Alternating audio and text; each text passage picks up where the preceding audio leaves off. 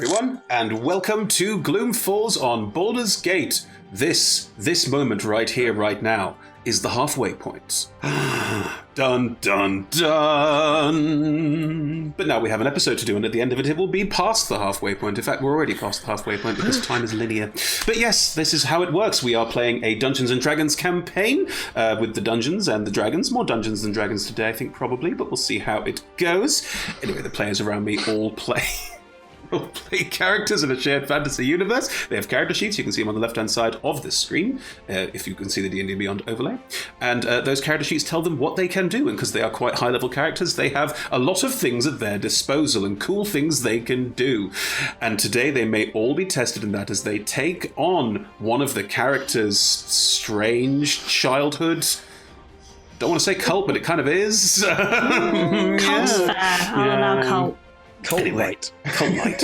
Cult. By a cult. Anyway, They gave you tattoos. Come on.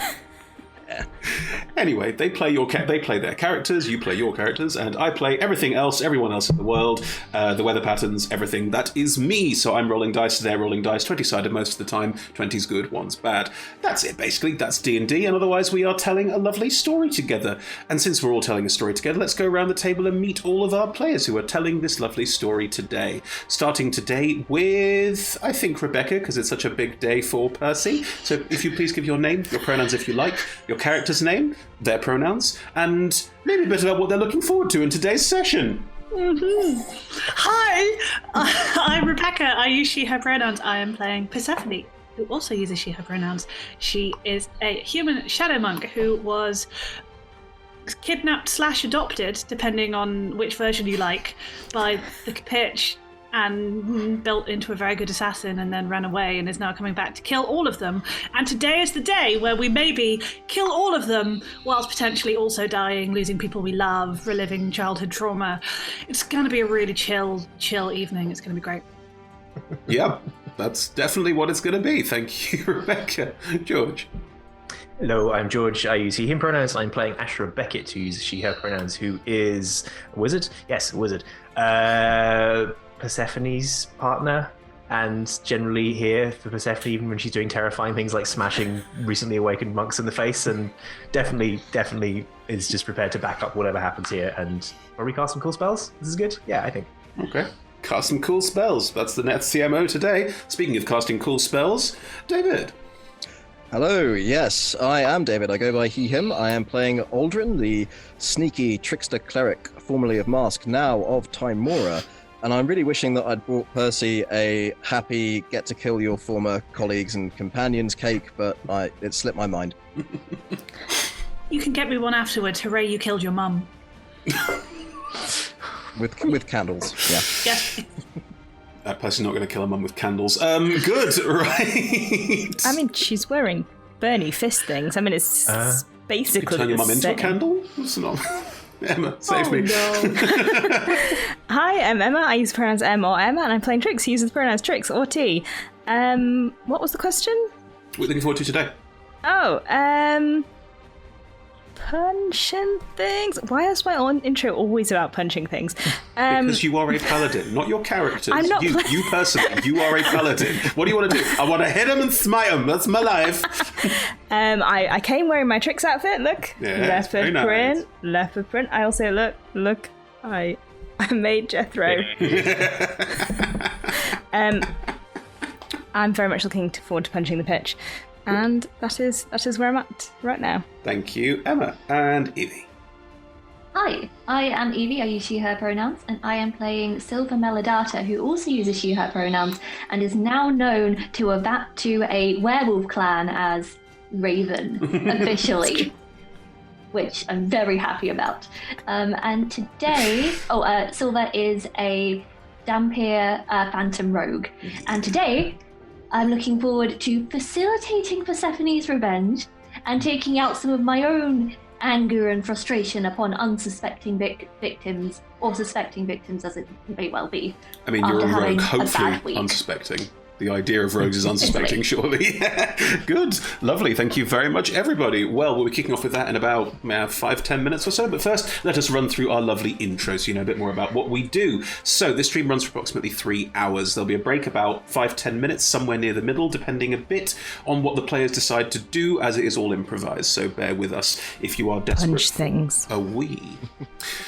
We're also sponsored. You can see arrayed around this screen are a series of delightful sponsors and supporters. First of all, our sponsors, starting with the wonderful Hero Forge. Hero Forge make lovely, customizable tabletop miniatures with dozens of fantasy races to choose from. You can probably see the miniatures rotating next to everyone's face on the screen. Yes, we made character minis for all of these player characters, and then we took digital versions and put them on our overlay. You can also get real physical versions of these characters. I've got a couple on my desk here. I'll show you this one today. This is one of the Hero Forge ones. They print the 3D minis in colour, and they can do wonderful things like lighting effects, glass effects, all sorts of different things. It's truly remarkable and means that even you, yes, you who cannot paint minis, I'm talking about myself, you can have painted minis like this one, and they are printed in colour using incredibly clever technology. Just brilliant. Check them out, heroforge.com. We're also sponsored by the lovely Ultra Pro, who provide things for your tabletop. We're talking dice, we're talking dice boxes, we're talking dice trays, we're talking card sleeves, we're talking character sheet wallets, everything you can find at ultrapro.com. What they also have, which is truly excellent, is called figurines of adorable power, of awesome power, wonderful power. Figurines of adorable power. That's it, yeah. And they have sent me new ones. And I've been showing them off in pieces, but I've got more Show than the Black Dragon. Show the Black Dragon. I haven't shown you the Black Dragon yet. Look at this one. Look at the Black Dragon. Look at it. And it's also a Grumpus. They know what they're doing, Ultra Pro. They know what they're doing. I've also got one more to show you, and I'm going to show you two today, so you've seen all of my new ones. Look at this Roper. Oh yeah, that's horrifying. Oh yeah, that's horrifying. I love it. I think it's wonderful. Look at that. I think that looks like a certain emoji. Chat can fill in. Angry Sausage roll. But yes, It's more lava. if you fancy a figurine of adorable power of your own, join us in Twitch chat today. You'll be in with a random draw chance to win, and we will send messages via Twitch Whispers if you'd like to take part in chat today. We're also sponsored by the wonderful Elderwood Academy, who are premium purveyors of bespoke gaming-themed gear such as Hex Chest, Dice Trays, Codex Dice Towers, and other things. They've been making some wonderful things for our players here today. George has his lovely spell book. It's all open. It's all open. Oh no! Full of dice. Full of dice. I can just about. I've taken out the insert so I can use it as a rolling tray. But here we go. And I've not read anything exciting this time. Just George's lovely one. And now we can also show off the next one that chat made, which was for Emma. Emma, what have you got to show to chat today? I have fish. Fish. It's pink. Pink fish. It is pink. It has this little band of white, and then on the inside it's engraved in the lid, and it has a little padded rolling tray. Excellent. It's very pretty. And David, Rebecca, Evie's yours, I think, are in the post because you have designed yours. Chat have designed your lovely ones. And mine is in the post as well, designed from last week. Thank you very much, everybody. And you'll be able to see all of those as we get to them in the post as they arrive. Yes, there will be more. There will be more. But yes, that's Elderwood Academy. Check them out at elderwoodacademy.com. There'll be a link in chat where you can go and get 10% off if you go. So yes, check them out. We're also supported by a couple of other people, D&D Beyond, who give us all of our digital character sheets, and I thoroughly recommend using them for your digital D&D gameplay. Level Up Dice. I have some lovely chunky dice right here, these big D10s that I use for very important rolls. And they are big and heavy and anodized metal, and if you want some of your own, there's a link in chat. You can check them out as well. And we're also supported by Idle Champions of the Forgotten Realms and Warriors of Waterdeep, two lovely D&D video games you can play on your various devices. There are links in chat if you put in !Idle Champions or !Warriors of Waterdeep, and you can also get some discount codes for free stuff in games. So Idle Champions gets you an Electrum chest as a code you can put into your chest screen, and for Warriors of Waterdeep you put WoW gems into chat and click on the link, and that link on the device where you have the game installed will give you some free gems, and gems are very important, so do get yourself some free gems. We are Roll Together RPG on all socials, so join us there, say hi. We'll probably respond back, we tend to, but if you like, follow and subscribe, you'll find out more about what we do. And if you want to get the real inside scoop, we're also on Patreon. You can join us at patreon.com/rolltogetherrpg for just $1 or £1 or your finest, lowest denomination of currency. And in return for that, you will get the inside scoop, the first inside scoop about anything that we are working on at the moment. So do join us there. Finally, we play with a diverse group of players who play a diverse set of characters with wide-ranging sexual and gender identities. Our tables are trans-positive, and we encourage trans players, characters, and DMs in our games. The DM and players may portray characters that are of a different gender to their own, and while we aim to avoid misgendering, we do appreciate it does sometimes happen. We have a company policy in place for correction should the need arise. If you think we missed anything, do message us and let us know. We're open to being corrected. And if you want to look for content warnings or about our safety tools and how we operate at our table, you can put !safety into chat, and there will be links you can follow. Right, that's basically it for the intro, everyone. Gloom falls on Baldur's Gate. The pitch.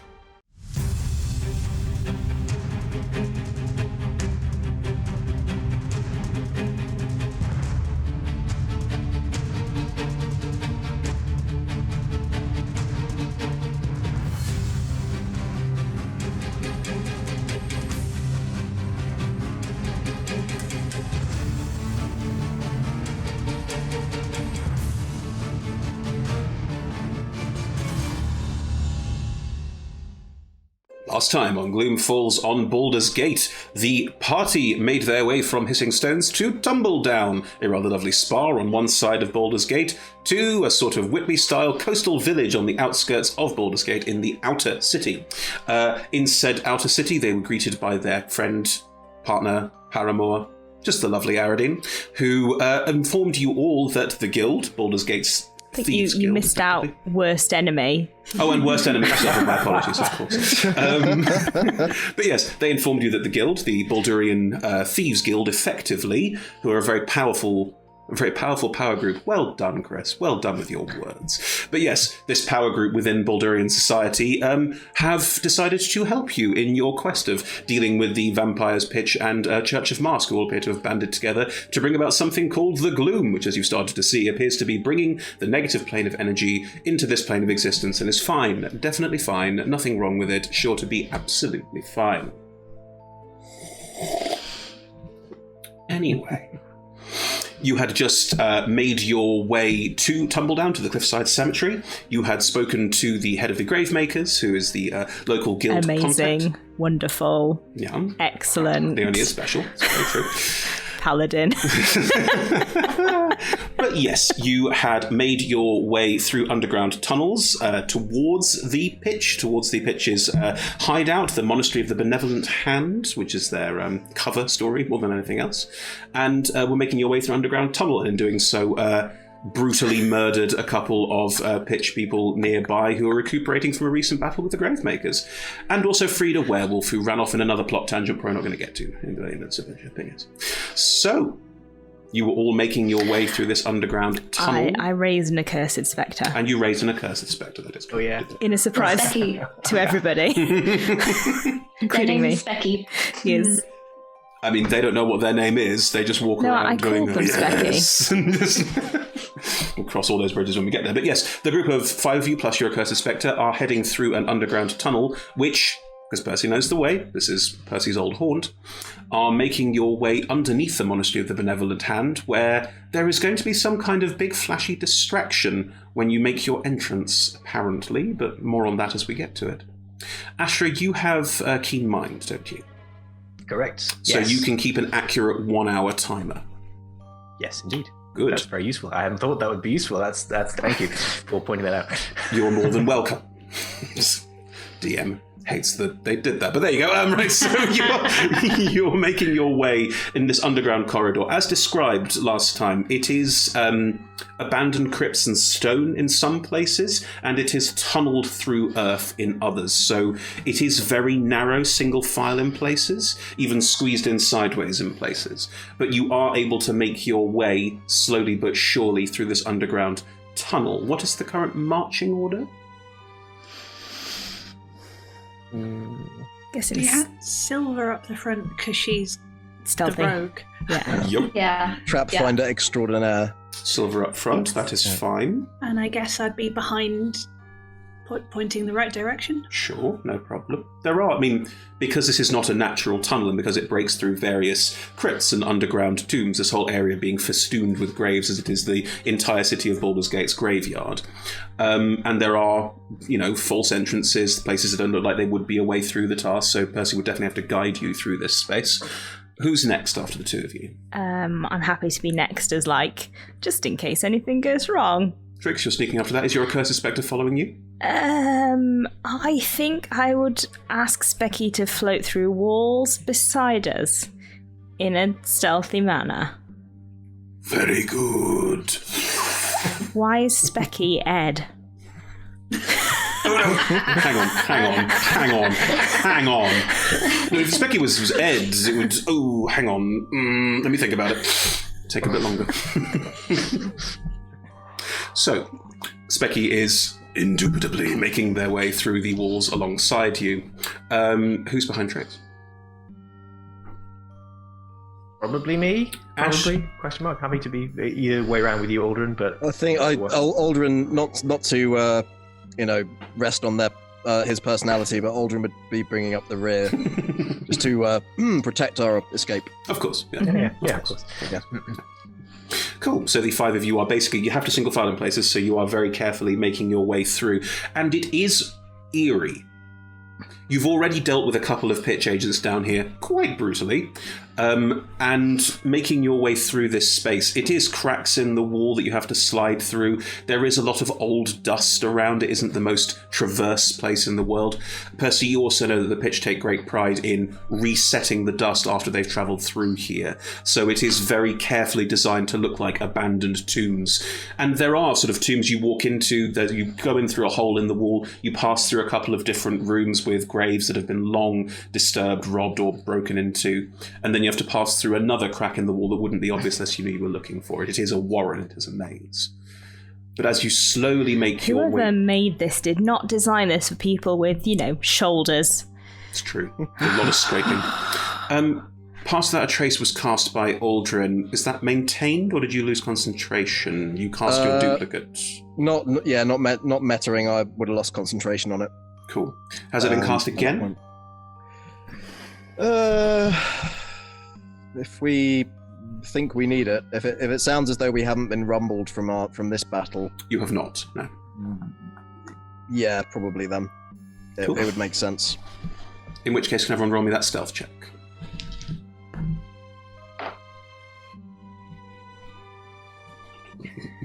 Is this a lot worse than last time, which was That's the redundant? George we all know and love. Right there with you. 36. 36. 34. 34. Keep going. 29. 29. 23. 14. 14?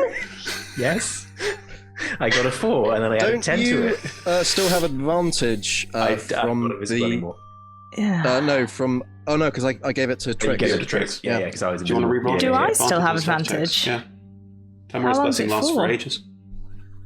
Doesn't it, David? Lasts, yeah, let me just I think it check lasts until you quickly. transfer or you take a rest, maybe. Like, it's pretty unbounded. And It was worse. Yeah. It was worse. It's fine. 23. 23 is fine. Damn you, Timora.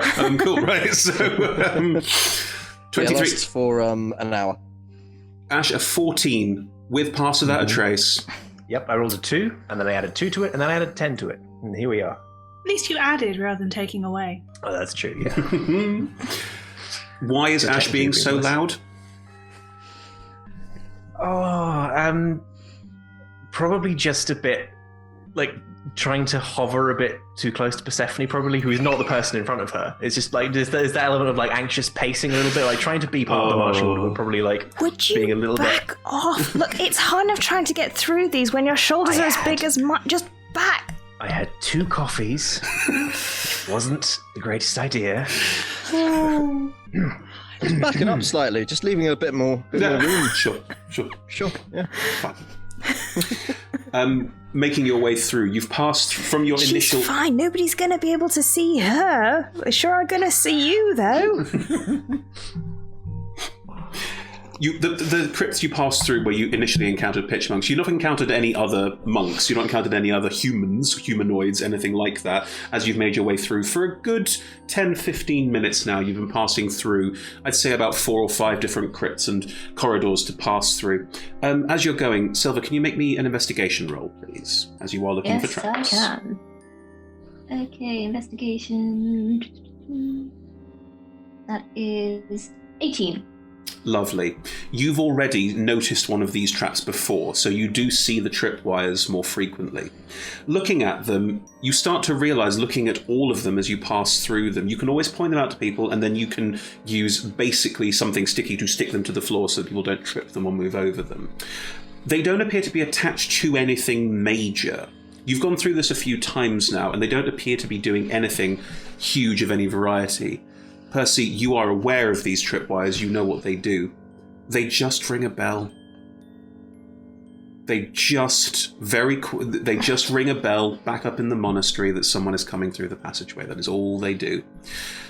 Now, because you've not been here in a while, some of them are still where you know they are, some of them have moved. So Silver does have to be doing a very careful sweep as you all move forward, which slows your progress down significantly. Ash, you, with the clock in your head that is perfect, and you know perfectly what time it is at all times, you know that you've been travelling for a good half hour, 45 minutes. So 37 and a half minutes by now. So you know that you're... so stressful. Like, can you imagine, like, I know exactly what time it is at all times. I would love it. But yes, as you pass through these rooms, carefully avoiding these traps, you are keeping a very careful eye on time. You will eventually... There's a crack in the wall that you will be passing through, and Silver, as you pass through it first, you can faintly hear voices up ahead. You just do a little...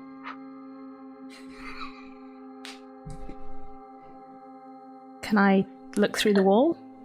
Do you want to ghostly gaze? I don't see any reason why not to. Sure, if you'd like to. Oh, I suppose I could send... I'll send Specky. Specky! Yes. Could you just, without actually putting your head through the wall, see what's in that room? Stealthily, like, you know. What stat block does Specky use? I've got it up here, it's a Specter. Okay, it's just a Spectre. It uses the Spectre stat block. Yep. Okay. I've got it, Chris. And I'm checking what Spectres can do when it comes to incorporeal movement. They can move through things. Yes, but if they stay in things, then they take damage, don't they? Yeah, so move in, move out. I'm not sure Spectres can see through things. Yes, but they could just pop their eyes out and then pop back in. Like any sensible incorporeal thing would do. You're asking a lot from a creature with an intelligence of 10. Right. 10 is average intelligence. It would have plus 10 on its stealth roll. Why? Oh, of course. Yeah, no, that makes sense. I could move into the space and see what I can see and then move away again. Yes, but only your eyes. Only my eyes. Very good. Passes into a wall. How confident does everyone feel that it's only going to put its eyes in the room? Not excessively. Aldrin just... Guess we'll find out. Can you roll a stealth check for your accursed Spectre, please? I sure can. I will say, because it will only be passing somewhat out of the wall, that it has cover, which means it has advantage. Thank you. Okay, it rolled a 90. Does it have Plus 2. Without a trace? It has passed without a trace, and it has plus 2. In that case, it rolled a 29. Twice as good as Asher. Yeah, some wizards we know, yeah. In fact, Ash, out of the wall next to you, the Spectre just comes in. I'm just like halfway to fireball. There is a room at the end of this crack in the wall where there is a ladder that goes up. There are 2 people at the bottom of the ladder. What are they doing? Are they waiting, guarding? They appear to be talking. We have some time yet before the distraction is due. But if we feel confident, we could hold out here until then. But if they're likely to start a patrol, we should ensure that they do not sound the alarm. I'm happy to go and eavesdrop if that would be helpful. I think so. Okay, I'm gonna go drop some eaves. Mr. Frodo. No eaves. Yes. Well, your stealth roll was what? It was like 104, wasn't it? Like, it was ridiculous. It was 36, Yeah. I think. You can sneak And I can phase through the wall if need be. Exactly. You sneak down, and this crack in the wall goes on for slightly longer than the others have. It goes like it's going through quite a lot of earth. Like, you're going at probably about 50 feet. And up ahead of you, you can see this. You can see the light bouncing off the walls, and you can hear the sort of echoiness of the voices as they're coming down this as well. You can get close enough to hear what they're saying. What happens now? I don't know. I don't know what happens now. We can't just stay inside forever. No, I guess not, but... The sister said it would be alright. Have to have faith in that. Guess so. Are you scared? I'm scared. No, I know what we can do. I know what we can do. It continues much in that way. They speak very vaguely, I think to myself, and do not say aloud. As I shimmy my way back along. Mm-hmm. There's two, I believe they are Hitch members. They seem scared. They don't quite know what to expect. They seem to just be blindly following orders. I suddenly feel a little bit more conflicted about this whole coming in and killing everyone thing. Sometimes doing what's necessary isn't necessarily what feels right.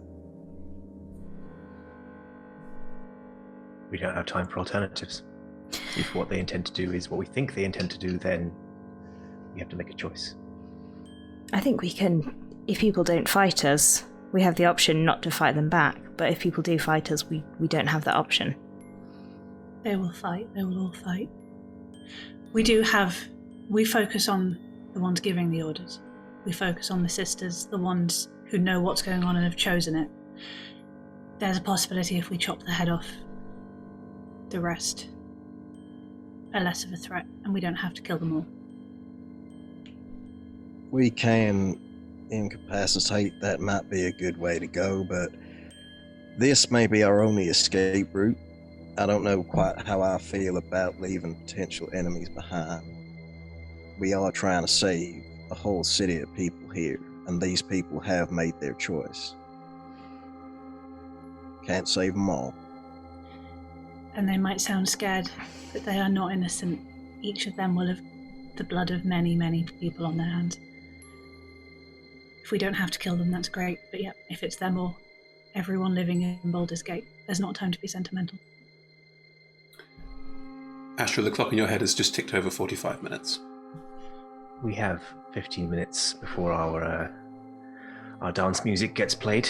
We could wait here if they're unlikely to initiate a patrol and take them as the music starts, but we could take them now if we think they are likely to stumble into us. My thinking is, if we want to be going through that trapdoor when the flashbang occurs, rather than taking out two monks in a cellar. Agreed. I think we need to, as quietly as possible, incapacitate those two, so that maybe we wait until a few minutes before, and then... That makes sense. That if we do make a bit of noise, it's additional chaos rather than blowing a surprise fully. Ashra, can you cast a spell of silence? I cannot. I can. You can? It uses a large percentage of my resources, but I can do it. how keen are we not to give ourselves away? Specky, Yes. the thing you just did with the, that thing, do you think you could just check that if there's anybody in the room above those people? Of course. Roll another stealth check. With advantage, because they're only partially there. That one's worse, but that one is a 17. Total, with the pass that trace. Oh, yes. Just checking some stat blocks. 1 second, please. Oh, yeah. I mean, it's a ghost coming out of the graveyard, so if worst comes to worst, it's not totally out of keeping. What is your connection to Specky? Like, do you have a psychic connection to Nope, Specky? I have no idea. Okay. It's You not- wait 5 minutes. Nothing. Okay. Say you're not with us. I'll look at Trix. Just can I cast the message spell to Specky?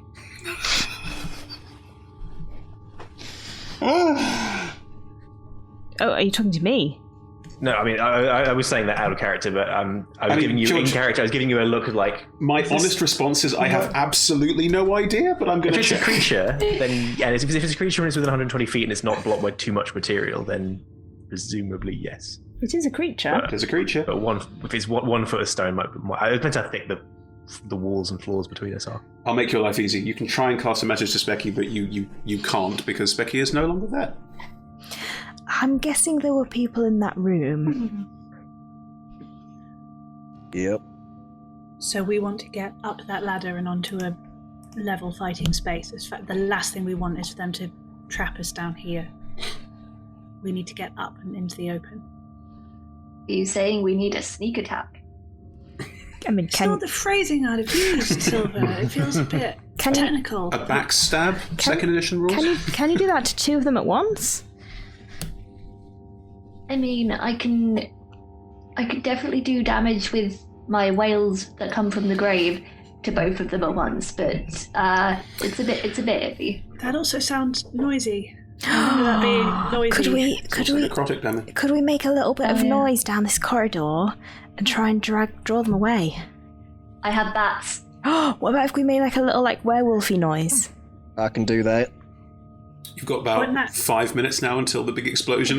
Oh fuck's Wouldn't sake! that Let's send them running towards us into a tiny tunnel where we're taking them in single file? let's just go kill them in that room. Yeah, let's do it. Quickly and quietly as possible. But yes. We've been killing people very quickly so far. Yeah. If we do it Or- even when the distraction happens, 18 seconds later we'll be climbing a ladder. Theoretically, maybe. I get that feeling in character. You've got 5 minutes until whatever happens, and you don't know what that is, but you've got 5 minutes until the dance music starts, as you so elegantly put it, George. What's everyone doing? I guess we're slightly like edging our way up this corridor very, very slowly. Same marching order? Yeah. I am Yeah. readying my silvered sling and just putting my hand into my bullet pouch over one of the bullets with continual flame cast on it, No because problem. I've seen what pitch monks can do in darkness. Sure. Do not accidentally hit me with that. Not Does my everyone- intention. Does everyone remember that image? Sorry, Silver, the horrible image with that really not fun fight yesterday. There was a monk. There was a monk in who spoke to me. Do you remember Oh, what she yeah. looked like? Oh yeah. Her, if possible, I would like to kill her, please. That's quite important to me, really. Yeah, it might not be possible, but if it is, I would appreciate that. Okay, you've got dibs. For everyone's have memory, dibs. Oriana has quite a squared-off jaw and wears a full monk cowl that goes over the head and down, so the only thing visible is her face. The one in the wimple. Basically, yeah, wimple. But without the white wimple, it's all black. I'm happy to be second line. Consider me your backup. Your stealth rolls all carry, because I don't want to keep rolling stealth rolls. You make your way down this corridor, and you... Does anyone prod Ash? Because Ash is still... Yeah, I To be prodded fair, I her would last probably go time. in, actually, you don't, I probably would go in last purely because I can't. If we're going quick and silently, I probably would drop back from the point of view of like I can't do anything silent. Definitely would have noticed Ash being less silent than the rest. Even not being aware of the results of my stealth roll, like there's nothing I can do. How long does past that a trace last? impactful, noisy. An hour. Okay, fine. So as you're all making your way down the corridor, Ash at the back and the least stealthy, which is obvious at this point, Silver, you can now see about 10 feet ahead of you into the room, and there are 2 monks standing at the base of this ladder in this stone room that looks more like the basement of a building than looks like any sort of crypt or anything like that. One of them is distinctly younger, sort of early 20s, and one is a little bit older, looks like sort of mid-20s, early 30s. The one who is a bit older, you can see that, because shaven head, you can see the tattoo markings. The younger one doesn't appear to have a tattoo.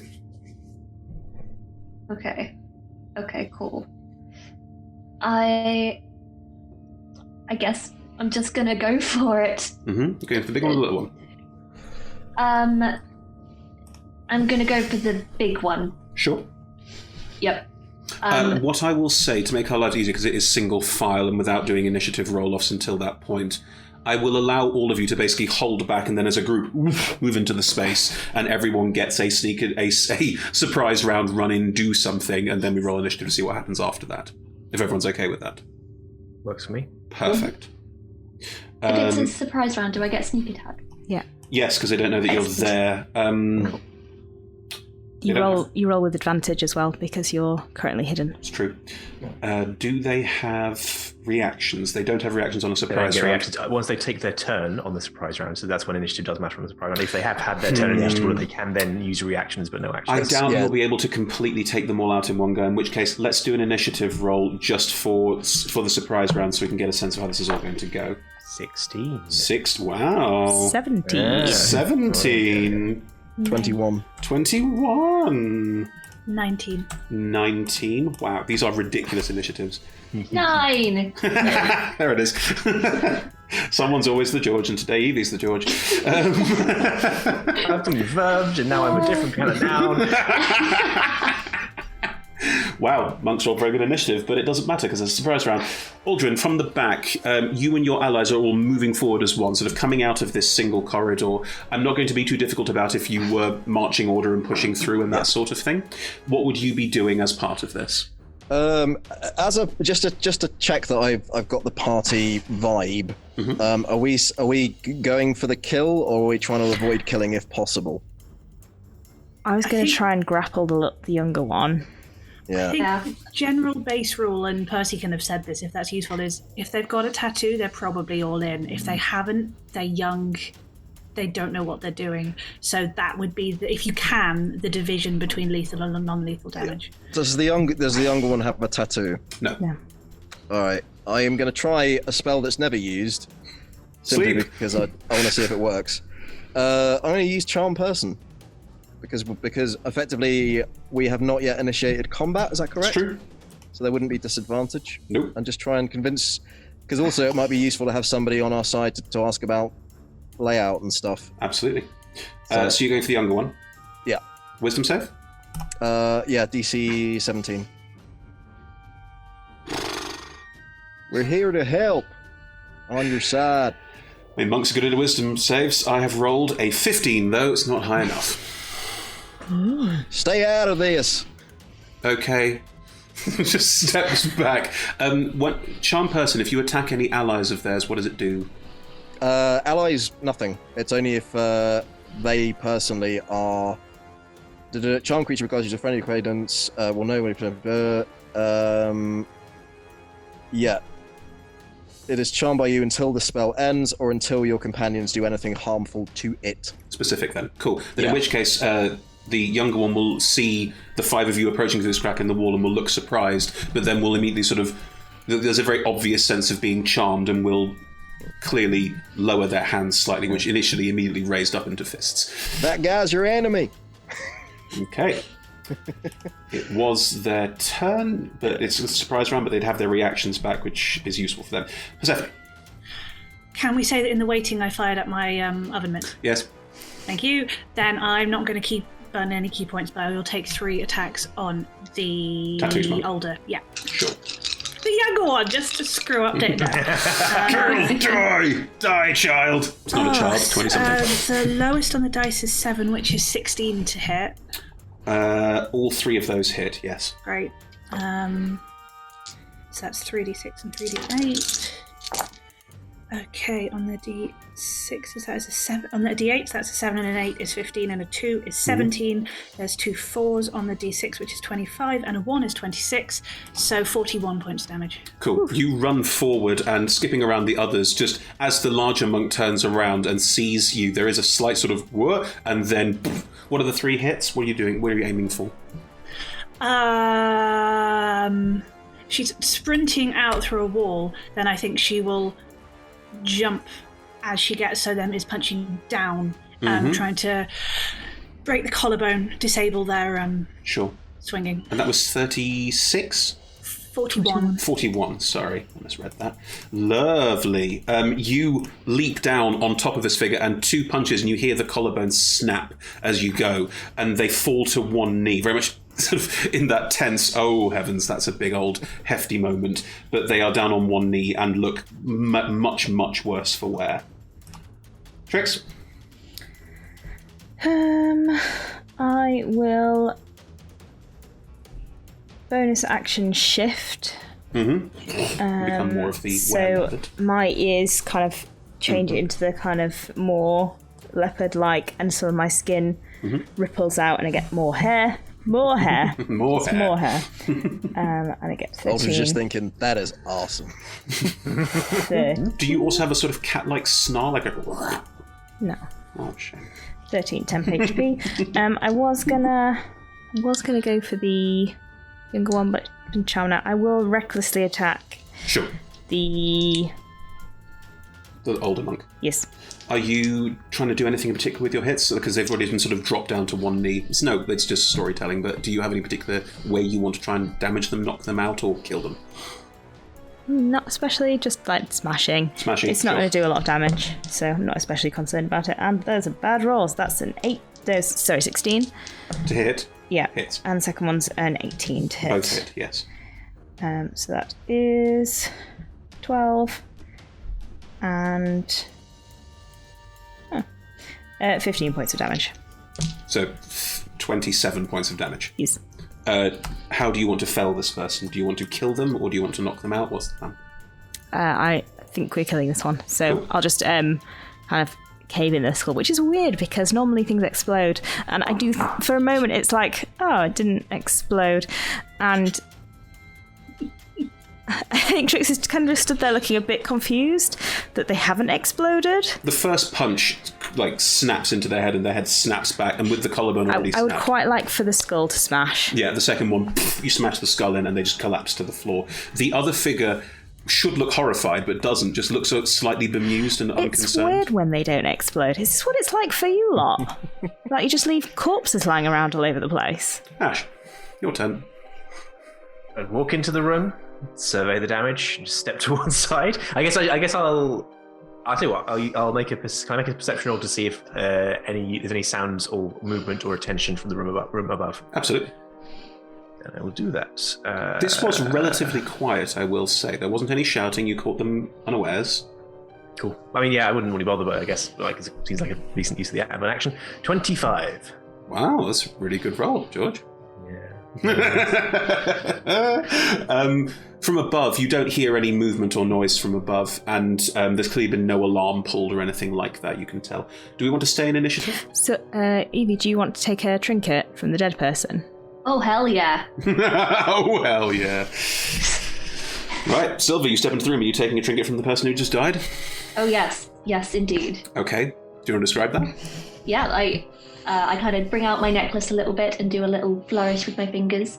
And there's the air kind of goes out from their mouth, and in a ghostly screaming thing, coalesces into a trinket on my necklace.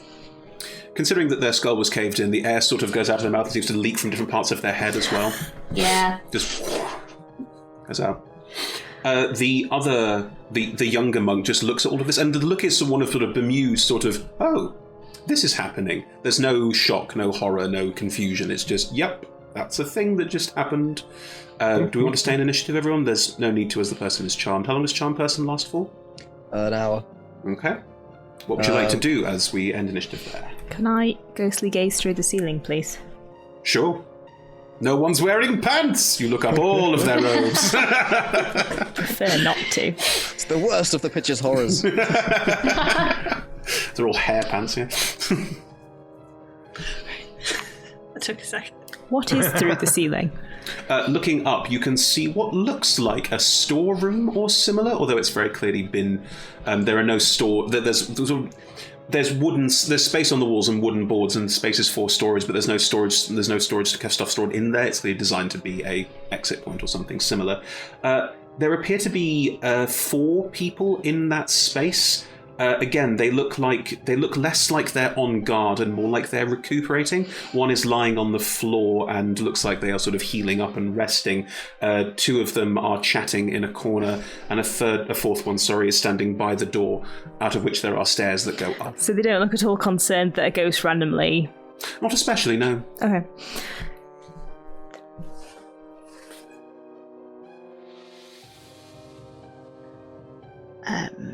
I'm sorry, who are you?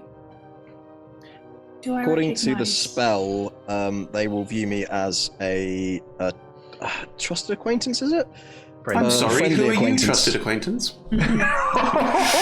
Percy, you don't recognise this person. They're too young to have been here while you were here. There's one lying on the floor, and then there's one by the door, and 2 just chatting. Should I blow them up? Can we maybe take the opportunity to speak to this person here before we start blowing things up? Hopefully they'll all go running as soon as the kaboom goes off outside, right? The monk will sort of crouch down where you're whispering and say, "What are we all doing?" Is that going to happen in the next minute? Because if it does, I'll see it. How long before the thing, Chris? About a minute or 2, not long now. Excuse, what's your name? Hello, I'm Jeston. Justin, you're lucky we came along because he was going to kill you. We got some information that this whole thing here is up the kibosh. Can you tell me what kind of defenses we have here? Because we're looking to infiltrate and take care of some traitors, you know? Well, there's about 30 to 40 active members of the pitch upstairs, although quite a few were away on secondment, but they all got called back about a month ago for something very important. I don't know a lot about it, but it's something called the Gloom. It's supposed to be very good. And in terms of high-powered individuals, where would we find them? Well, there will be an elder monk with most groupings as they are in charge. The sisters and brothers tend to stay in the monastery proper, which is at the other end of the compound. There are a couple of elder monks that one was recently imprisoned for negligence. There's another one. There are a few around. Everybody got that? In prison, Yes. where? In their room, they're under house arrest. Do you know that monk's name? I've never met her personally, but I believe it's Eyeless or something similar. Cool. Any other Exchange questions? looks with Persephone. Do you know that person? Mm-hmm. Is that a detour, or is that just... She was our contact. She gave us the information that we needed and has been punished for it. Again, she could be an ally, or I could be being sentimental. I don't know. Ashra? If we get the opportunity, we can get her out. If we don't, she's gone into this with her eyes open. But she could add 20% to our numbers if Or she have a stabs in change the of heart, back. or be an intent. If we can get her out, so be it. If we can disrupt the organization enough that she can make her own way out, even better. Is there anything else I can do to help? Where Yes. are Eyeless rooms? Most of the dormitories are upstairs. The entire monastery, Percy would know this, but just so you're told by the NPC, the entire monastery has lower level rooms for training, and then all of the dormitories are on the second level. The building is around the edge of a courtyard, and the monastery is on the far side in the northeastern corner. Is that everything we need? Did any of the... We were told that some of them were doing Gloom things right now. Did any of the elder monks go anywhere talking about a ritual? The brothers and sisters in the monastery were all doing something Gloom related, but I don't know what it is. I'm not told an awful lot, but I'd love to help you in any way that I can. Just looking around at the party to see if this meets approval, and then saying, Justin, this is what I would say the best thing for you to do is. You need to run down that there tunnel, avoiding all the tripwires. You need to find a city guard. Best thing for you to do, turn yourself in and confess to everything that you know about the Gloom and what's going on, okay? Okay, I can do that. Everyone all right with that? Prudent. All right. On you go, then. Thank you for the opportunity, and best of luck with your incursion. Turns. Hell yeah. What's happening upstairs? The figures are still sitting around. At about this time, you hear the following things. First, there is a very, very, very, very loud bang. So loud that it rumbles the entire room, and you all just... Like, ooh, there's a moment of you all, like, everything shakes a little bit, the ladder creaks, dust sifts loose from the ceiling. It seemed to be coming from up and to the left, and the bang was loud enough that there was a certain amount of, wow, that was a lot, but you have no idea. There are now lots of smaller ancillary bangs, sort of a going off at the same time. Down the corridor that you just came, you then hear another sort of low rumble, and that rumble gets louder and louder and louder and stops. And there's a faint of dust and earth through the tunnel that you just came through. Well, I hope that poor monk didn't get caught up in that massive explosion. Maybe they could shadow step or something. Not old enough. No tattoo. Yeah. Hey, Dad. Trix, you can see above you, the four figures have all leapt up or moved and are now running towards the door. Okay, time to go. They've gone. Skip the dorms, head straight to the monastery. How long does Ghostly Gaze last? A minute. I'm going to say it fades now, so you can have that moment to see them go, and then that's it. I will quickly, taking Aradin's words to heart to look after Trix, cast Death Ward. Yes, I can be so reckless now. Thank you, David. The last encounter. Just to be This clear, probably means that I'm going to die now because I'm going to be like, I can just do everything. the low-level pops and bangs are still going. Aradine always was a flashy person. Thank you, Aldrin. I don't know what you did, but I feel amazing. What did it look like? What does Death Ward look like for Aldrin? Time always blessing upon you. You see, almost from the corpse next to us, just this sort of smoke coming out of it, and then forming the shape of Timora in one of her many guises. Let's say the Loxodon guys, for the sake of Loxodon, the small towel. You're welcome. And then just kissing you on both, kissing Trix on both cheeks, and then just fading into mist, and you have this sense almost of invulnerability. It's like that should not much different to usual. What's the marching order up the ladder? These small bangs are still going off, and it sounds like they're probably going to go off for quite some time. I think probably gesturing to Percy because, like, Yeah. it's your. I mean, Percy won't shove Silver off the ladder, but if there's space, I'm going. Oh, be my guest, but I do not trust Trix to go first, so... Right, Percy goes first. Who's following? It's a ladder. Oh, I mean, there are people to punch up there. Come with me. If there's even a moment's hesitation between No, party, there was no hesitation. I'm gone. Yeah. And then I'm straight after. Aldrin's still taking up the rear. Oh yeah, nod to Aldrin. stealthily, ideally. We'll come to that. As you all make your way to the top of the ladder and open the trap door, Percy, you went first. You know this trap door is usually trapped with the bell, same as usual. What do you do about it? Is it easy, quick to disarm? No, not really. You know that if you were coming through here, it wouldn't be a problem because the bell goes off, and well, that's fine because you're coming through here. There is no way of disarming this apart from cutting the cord or sticking it down like Silver was. Got a plan that we could do. Asher and I both have Dimension Door, Great. so we could pop through without triggering it, and then Silver can go through walls, right? That's true. Yeah. It is like, it depends really how much we don't want to be, we don't want our presence to be known, because it is a resource. Silver is right there and could stick it down like she has before, and you could get through here without doing it. You just have to sort of finagle on the ladder a little bit, which I'll allow. Yeah, if we killed both of them, then I think Percy would have just charged through, but given there was that slight beat of small one, send them away, we're not going to kill everyone. I think Percy has just got it together enough to go. In which case, Silver, sleight of hand, or your thieves' tools if you want to, just to. Can I help? The DC's not high. What would I roll for these tools? Your Dex mod usually.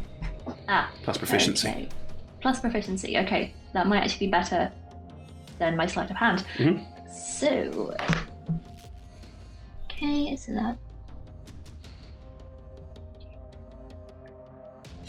27. You're more than fine. Yeah, you managed to stick it down, moving around Percy a little bit. You can spider climb to a certain, like walking on the ceiling to make it work. At which point you can open the trapdoor and come into this underground storage room. There is no one here. Everyone has run off, and there's still these bangs and whirs. You can also now hear through the corridor with stairs going upwards at the far side of the room. There's definite sounds of combat. Bangs and clashes and cheers. Fighting. Up in the dorms. These stairs go up from a basement level. You're not on the ground level. Up to outside. Gotcha. They're not up to outside. They're basement level. These would go. As in but we can hear combat from ground floor, not from up in the dormitories. Yeah. I think we should save your friend, because if we don't, they'll probably just kill her.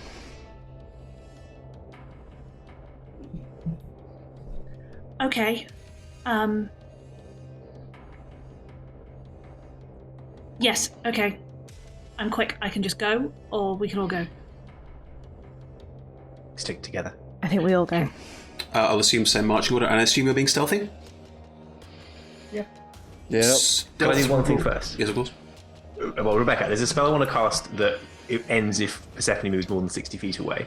I don't have to cast it now, but it's good-ish to cast it. It doesn't matter. It doesn't matter if it ends ultimately. Like, it's fine. But is that inconvenient now, or The compound's not enormous, is it? It's not like I would sprint so... Yes. No. Then, yeah, that's fine. And if at any point you do want to choose to just go more through it, that's fine. Like, it's not a huge resource cost. So Asher will tell Percy off later. So Asher will just quickly grab Persephone's hand, give it a squeeze, and cast Warding Bond. So the two rings just start to glow in that bluish abjuration magic of Asher's. And until the spell ends, you have +1 to AC in all your saving throws and resistance to all damage. And I take half the damage. What does Ash tell Percy? It's the power of love. We talked about it before. I think we talked about it previously. Okay, so I vaguely know that. You know that there's a downside for me, but also that I'm fine with it, and it's a big boost for you. +1 to AC, +1 to all attacks and saving throws? No, all saving throws. Yeah, do not attack rolls. And you have resistance to all damage, and I take the other half that you don't take. Great. Which is probably fine. Yeah. I'm going to ignore that bit, so we're good. I'm assuming the same marching order, and I'm assuming that you want to be stealthy. Aldrin, your pass without a trace, because you cast Charm Person, which is concentration, would have... It isn't. Is it not? Nope. Then it's still up. Get the +10. Off you go. Stealth rolls. Are we saying the blessing's still active? Yeah, because the blessing doesn't change. Oh, thank you for advice. 33. Cool. 32. Cool. 41. No, 34. Yep. Still higher than their passives. Go on. 20. 38. 38. Yeah, so 20's the lowest, just to confirm. Mm-hmm. Good. Thank you. Right. Ash was trying. All of you head up the stairs quietly, stealthily, and carefully, and you come out on the lower level. You are basically at the end of a long walkway that goes, as far as you can see, quite a long way forward, about 50 feet forward. And if you look left, go about 50 feet to the left, and it's a corridor. There are rooms that go off this corridor, but you are coming up at this corner junction. Percy, if you want to head upstairs, there are stairs at various points on these corridors that head upwards. If you look straight ahead of you, the monastery is directly ahead of you if that's where you want to go. The actual the monastic space, the church, if you will, is at the end of that corridor. Isla's room is like upper flight of stairs. It's upper a flight minute's of detour, stairs. right? Sure. Okay. You do, looking down these corridors, you can see figures moving around and running, and there is a lot of noise now. There is shouting and people clearly dealing with things. And now that you can see, there are windows on this corridor, and you can see sort of flashes of blue, green, and pink light occasionally. Aradine. Peacocking. Of course. You know it. Look, they went and got a lot of fireworks. That's what we love about them. Yeah. Fucking typical. Percy, if you want to find stairs, if you head down the corridor, either of them, there is a stairway that goes one up, one, like, it's a sort of straight file up and then straight file up again, and then you're on the floor above. So you can head to either of those and get people upstairs. There are people running around this space. You're all still stealthy and well hidden enough that no one has noticed you and no one is looking for you in particular. So at this point, you think you're probably safe, but you'd have to be moving through this space to do that. Tempted just to leave her. What can... so let me just roll. Sure. Cool, we go find her. Yes, I should know exactly where her room is, right? Yeah, if you head up these stairs, either of these is fine because it's a corner. You can head down a corridor and you'll be about less than a minute away from knocking on her door, effectively, if you guide everyone there. Let's do that then. Okay. You all file your way out and file your way up. I'm going to roll some dice. Just some dice, just casual dice. Casual dice rolling. For fun. To see where people are. As you make your way up the stairs, all of you, it's basically the design of this whole area has a lot in common with churches or similar designs, but it's not got any sort of religious iconography on it anywhere. If anything, the closest you can relate to is like an Oxford or Cambridge college, one of the older ones, where there's not actually much on them. Definitely a cult. There's not much on the walls that says, like, this is the College of Bly. It's just lots of, like, old buildings that are very purposefully look like churches but aren't. As you make your way up to the upper level and as you're all sneaking along, down the corridor which is basically taking you slightly further away from the main monastery, from the building, but you can get back to it on the lower or upper level. It's very easy. Percy is heading towards Isla's room. There are a group of about 5 figures running up your corridor away from you that appear to be running out of their dormitories to go downstairs to see what the heck is going on. I need to roll a perception check because they are looking at what's going on and trying to find out what happens next. Speak my armor's command word to make it look like monk robes. Oh yeah, yours. It's to see whether I roll a perception check of a 20. That's what I'm looking for. I've rolled a 21. As they are running down the corridor, one of the figures, who looks a little bit older, and the pitch tattoo is very visible, running down, turns back and sees, well, Ash, but sees the group of you because you're just in the middle of the hallway, and looks confusedly at all of you, not recognizing any of you, not understanding what's going on. The monks around them are running towards the stairs to go down this. Hang on. Who are you? They're about 50 feet away down this long corridor. With a backup. Melodata centers, and I give a smile. Ah. Let's have a persuasion roll with advantage from one of you. I don't care which one. Silver, can I make it? Yeah, go for it. I've rolled a 19. Interesting.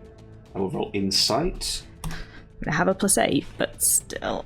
Insight's a nat 1. Okay. The ceremony should still be going ahead. We will hold them off as long as we can. Excellent. Carry on. Good. And they turn and guide the other monks, and they're all going to run down the stairs and out. Percy, you're heading towards... Yeah. Yep. I hope the trick's a high five. Fist bump. As Percy passes you get a thank you.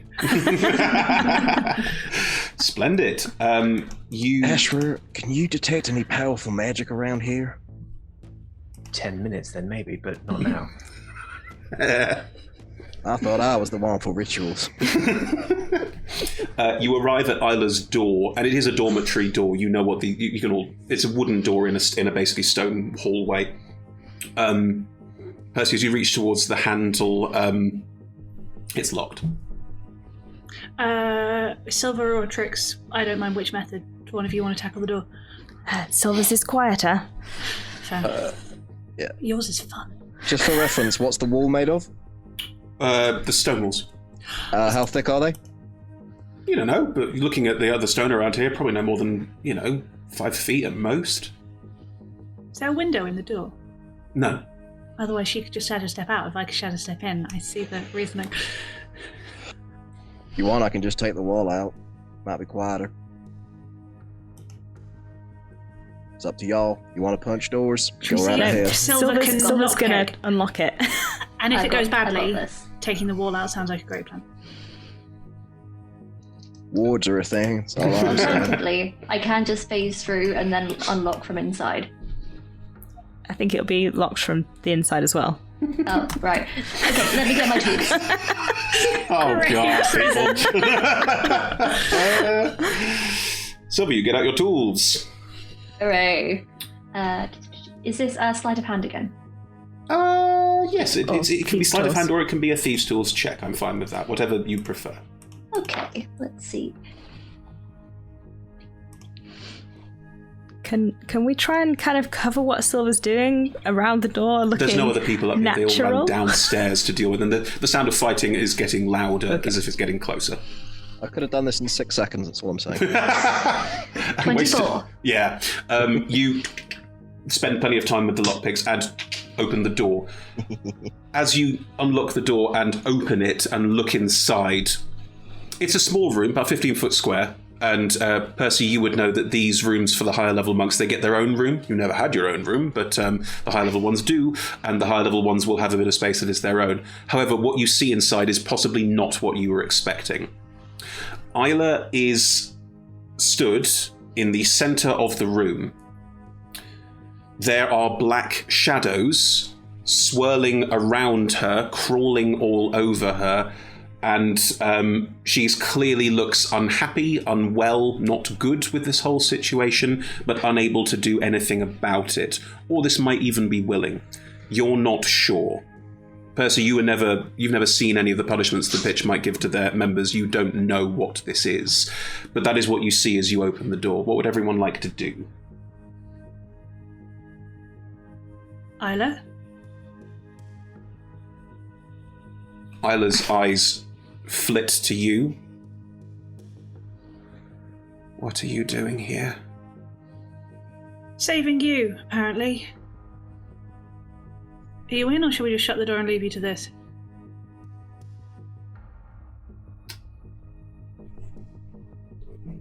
Are you...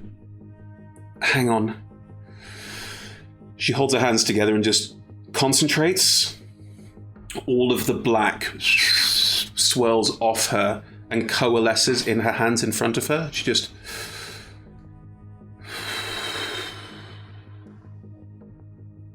I take it you're part of the group attacking.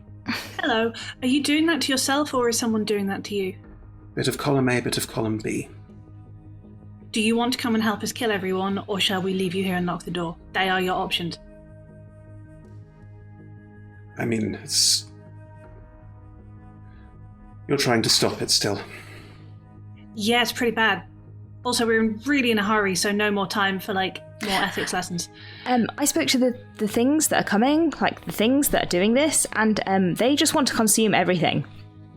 I don't know what you think they are, but they just want to consume everything. Everything living, everything. They just want to eat it, all of it, until it is gone. They will never stop. Yes, it's about containing them. That's the whole They point. won't be You contained. can't contain them. You can't reason with them. I tried. They will just keep going forever until everything is gone. Here. LaRouche lied to you. It will only save undead. Persuasion check can come from anyone in that conversation, and there is advantage. Trix, do you want it? I feel like your dice like you more, but that is a 25.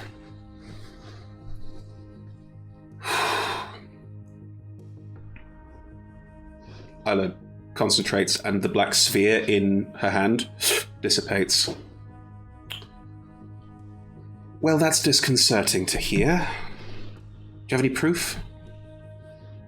You can read Trix's mind later if you want, if T is okay with that. But, like, also the super dodgy black necrotic thing oozing from the plane of negative energy turned out to be bad. Who'd have thunk? Like, how much proof do you really want right now? Again, we're in a hurry. Again, there's more nuance than that, but... I don't have time for nuance. I understand. What do you need me to do? Be our ally, or get out. Then I'm with you. It is good to have you back. Like old times. Can I make an insight roll? Of course. Just reading the vibe, just as being as sure as I can, Of which course. is probably not very sure. Could I also, actually, that Of was course. a very quick... Can I keep an eye on the corridor outside while this is going on? Of course. Yeah. I had a 22 for insight. 18. 22, eh? She's a good liar. She's a very good liar.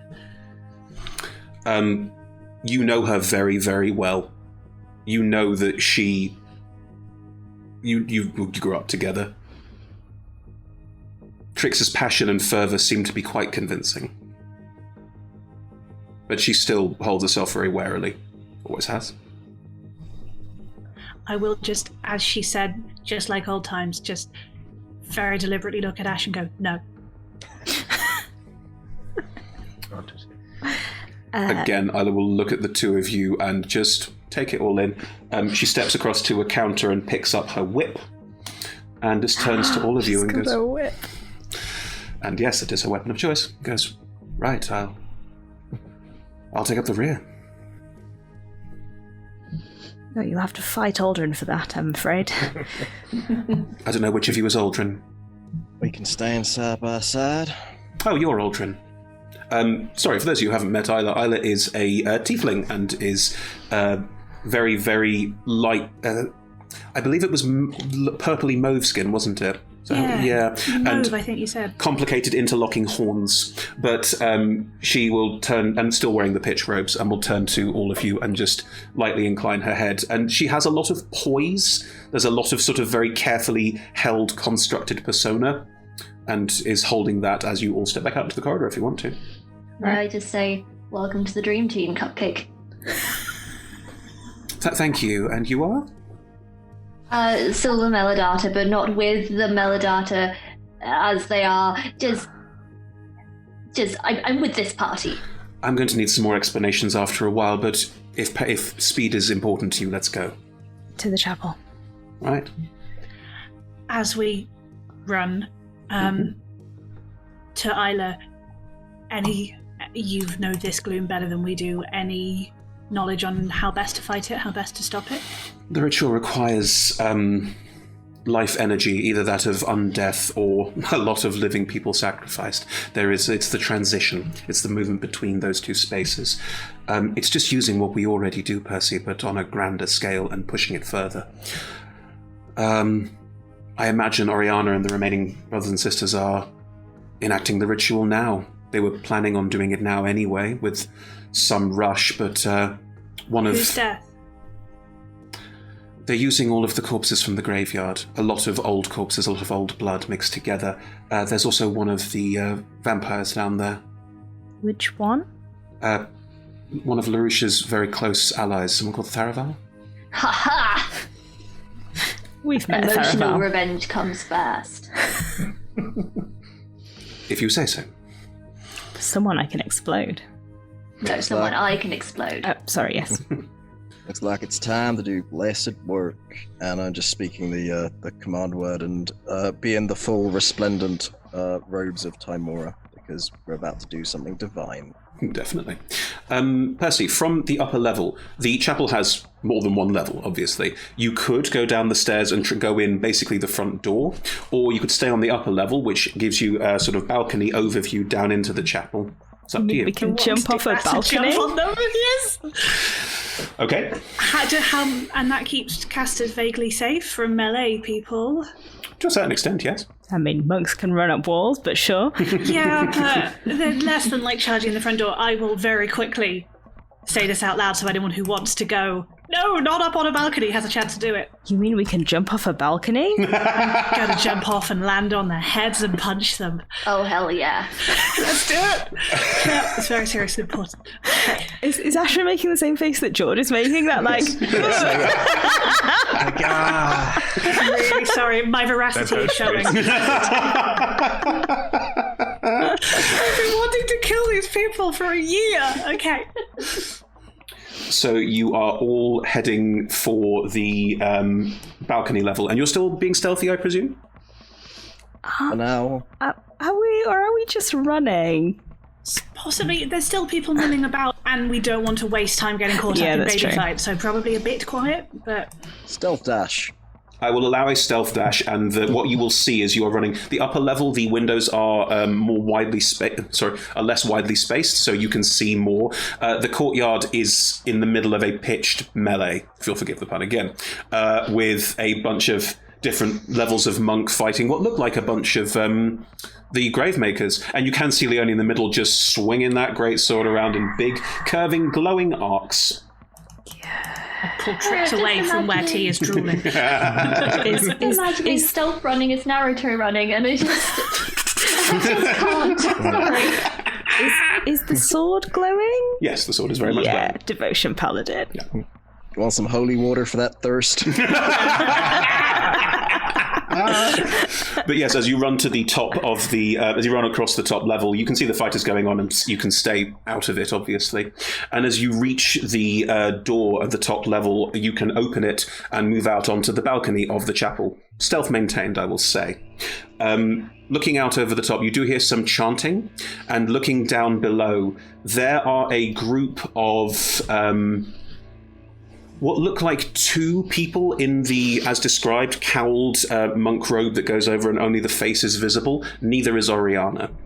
They are both knelt on the floor in the center of this space, chanting.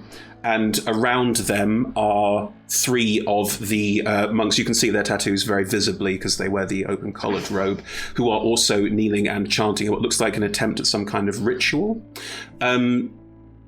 You can't see what's being ritualized or what is happening there, but they have all sat in the center of this space and are currently concentrating on this ritual.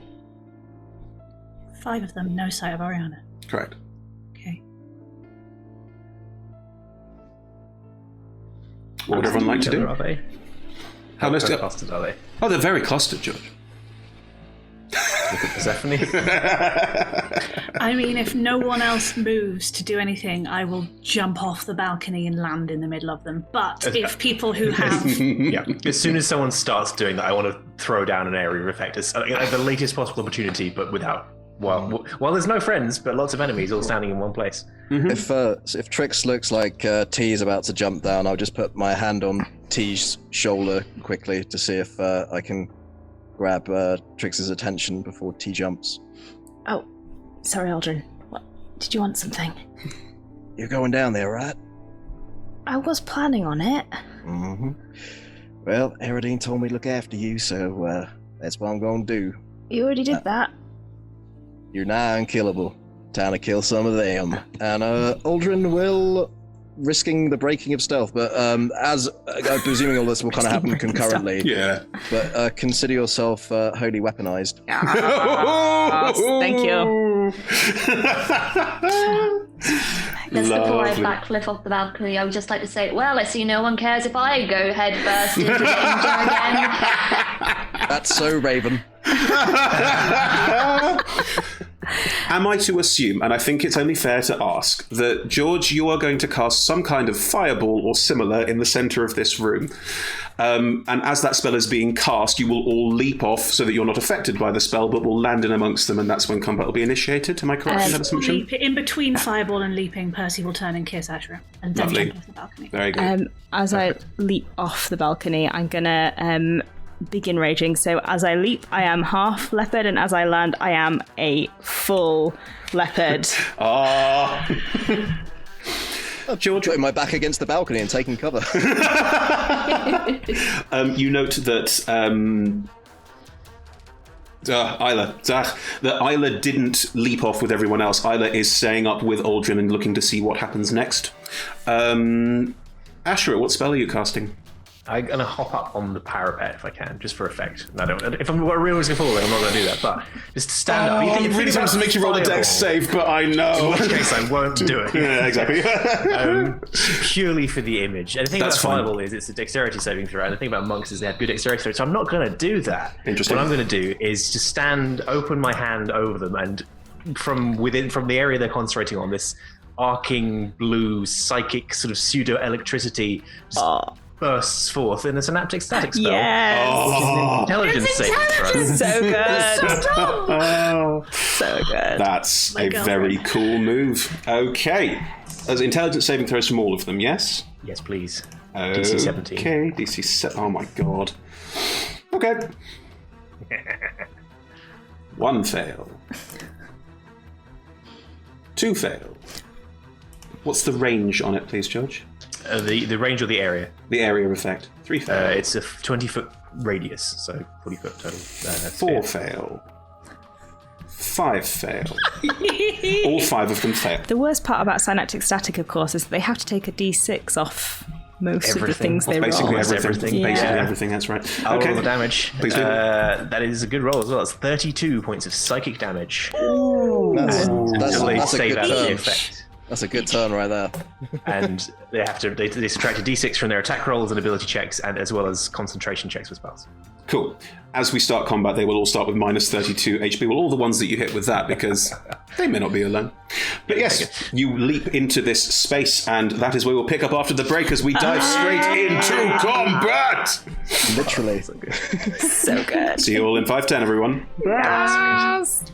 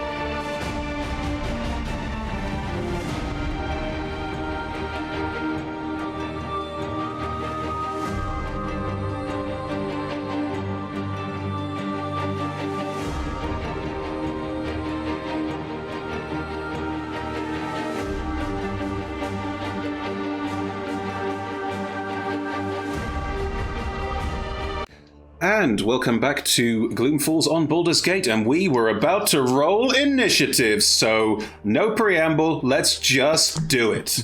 Initiative rolls, please. Shout them out. I got a natural 20. What does that work out for you? 21. Okay. I'm not very dexy. 24. 19. Sorry, go on. 19, 24, 16. 16 and 12. Not bad all round. Hang on, they've all got to take 32 points of damage. Percy, it is your turn.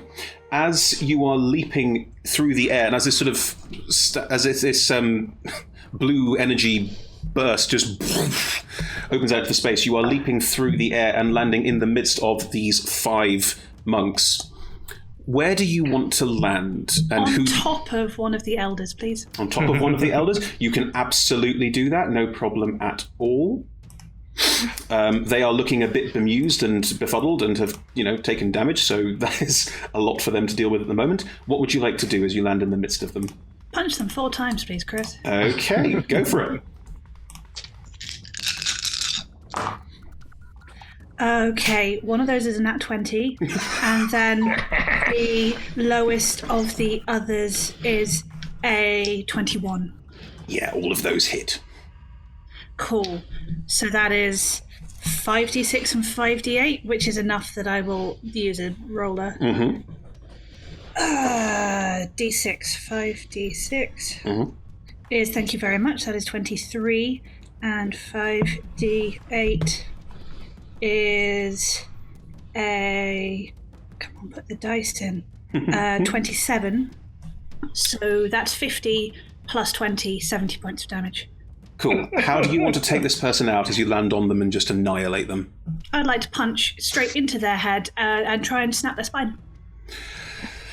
You do. You just land them with one hefty punch, which all of these 4 damage things count into one. You just punch their head all the way round and land in the midst of this group of 4 now, with one just hitting the deck, very clearly neck twisted far too far around. It is a brutal and quick death as you land in the midst of all of them. That is your action and bonus action. Any movement, anything you'd like to do on that, friend? I will get off the mangled corpse and turn to face the other one in a come and get me. They all look at you, and they note that you have the tattoos as well, and there's very much a... like okay, we're doing this. Like it's very much a, this is what you want to then kind of moment from all of them. Trix. Are there any vampires? No, all you see is monks. Yeah, boring. I raged on the way down. You rage on the way down. I'm going to reckless attack. Mm-hmm. Any with tattoos. Okay, there are 4. They've all got tattoos. You can't see the tattoos on the one with the cowl over the head. Oh, I'm going to attack that one. Okay. Wearing a stupid hat. That is a 21. Hits. And a 18. Hits, yes. That is 26. Yep. And 26. Is that including the holy weapon damage? Yes. Okay. Yep. How do you want to take this one out in one fell swoop as you land in the midst of all of them? Just straight to the face again. And again, it's like kind of like disappointing. Like, it didn't explode. It's just not as fun. But this is like a weird, like, leopard punching. It is odd. I'm still punching it, even though I'm a leopard. Evie, yes? Sorry, can I collect their soul? Yes, of course you can. As you're flying through the air, you just pull it in. It's a reaction, isn't it? Yeah. Yeah, please do. Soul power.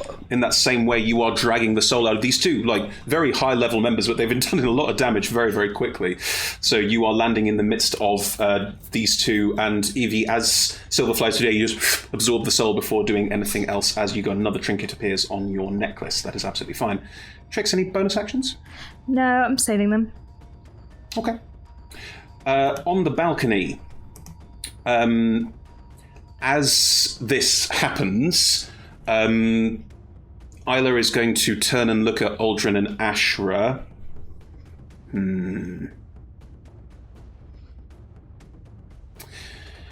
That's a free action. What? You're all standing within 5 feet of each other, yes? Is she standing within 5 feet? You mean us together and her, or Yeah. just us two? Oh, dear. Sure. Yep. I rolled really high on insight. You rolled a 22. I She's rolled a really good liar. a 23. She is going to quickly and suddenly strike out first at Ash. That is an 18 to hit you. I'm not going to shield it. Interesting. Okay. As she hits Percy you, says she knows somebody. just very quickly, the first fist strike just out. Can you make a con save, please? She takes 25 points of cold damage if she hits me. Assuming she does damage. Yeah. Yes, she does. You take I'll make the con save. 12 points of bludgeoning damage. That comes off my arcane ward. Mm-hmm. Con save coming up. 12 points off the ward. Mm-hmm. Con save. Well, here, why not? That's an 18. Interesting. You are not stunned. She will strike you again. I'll just give her a slightly calm look. That's a Why is non-natural. my ex hitting my girlfriend? Why is this happening?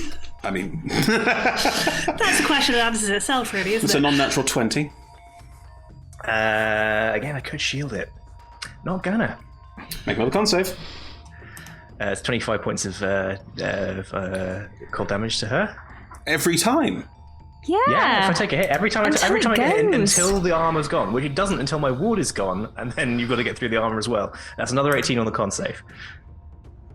Right, you're not stunned again, but she's taking a lot of damage from this. She is going That's 50 to... damage for me standing here. It's great. She is surprised, because she fully expected the caster to be a lot more squishy, is going to...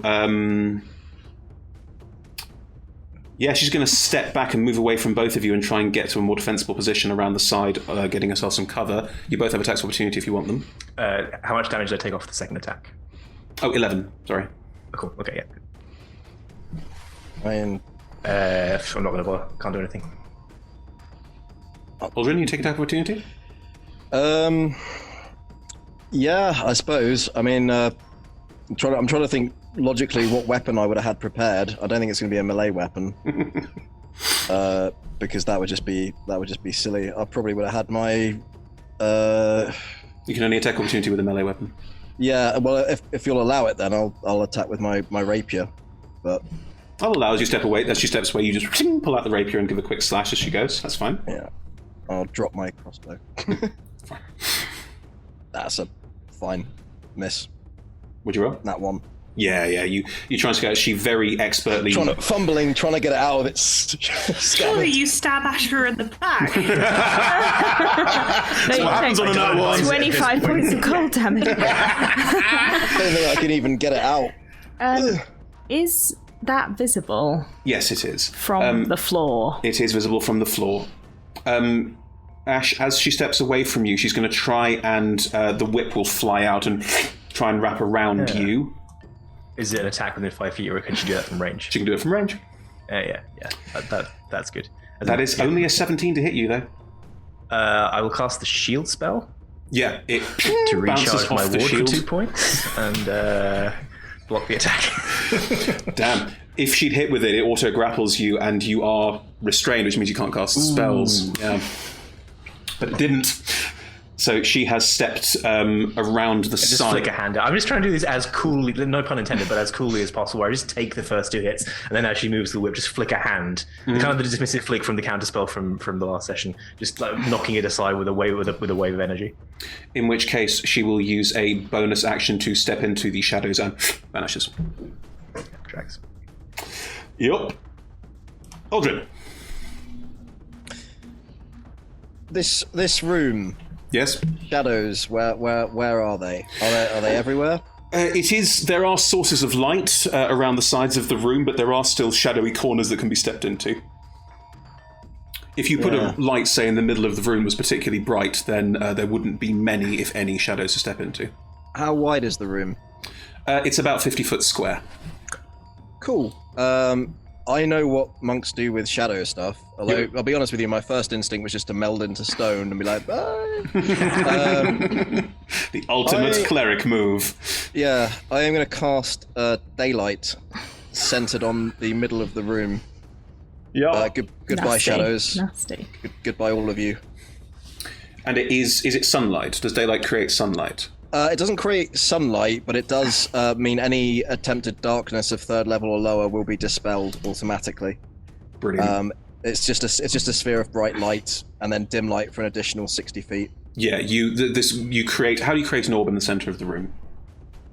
So essentially, just a mote of light that springs from my holy symbol, and then it grows exponentially until it reaches the middle of the room, and then just this eruption outwards. As it's like my effect will be wearing the goggles or the glasses still. Will just be like when you know how you see in films they have night vision, and then suddenly it's. So, I should have thought of that. Yes, this glowing ball of light appears in the center of the room, and shadows are chased out of the way and gone. That's your action. Bonus action? Bonus action, no, because all I could do is cast another spell, which I can't now do. Okay. I could, yeah, I'm gonna save my bonus action. I've got a channel divinity, but I'll leave it for now. Sure, no problem. Ash. How far away? Sorry, Aldrin, do you want to move? Do you want to? Yeah, I was just thinking movement-wise. Is there anywhere on this balcony that would give us effective cover? You already have partial cover from anything downstairs because there is a balustrade. Yeah, in which case I'll just kind of, I guess, drop prone, but in terms of color and flavor, like sitting with my back against the balustrade, being able to look over. No problem at all. You can absolutely do that. Apologies, Ashra. If it'll help Persephone stay within 60 feet of me, I can drop down. But if You don't she's need going to. have The room enough is not big rain enough. from here, Yeah. fine. I'm just going to rain fire. I'm not going to use fireball. I'm just going to pick a target and cast fire. Both the ones who were attacked already are now dead, aren't they? Correct. I'll pick a new target and just attack with firebolt. Okay, you firebolt one of the 3 monks, now looking somewhat perturbed by the static in their head and their 2 sort of powerful leaders being taken out in one fell swoop. It ain't good. It's a 14 to hit. Doesn't hit. As it flies out towards, you just pass over the head of one and miss entirely. Cool. I'll probably make all. As long as I don't lose sight of what's happening down below, I will duck. Join Aldrin. Yeah. Cool. You can both see over or through the balustrade if you want to. You still have partial cover. Share eye contact for a moment. I nod approvingly at this. This doesn't usually happen with the caster standing at the back hiding in cover. It's great. Right. Silver's a bit lower in initiative. Silver's still slow-mo flying through the air. I'm full Matrix. You're still matrixing, exactly.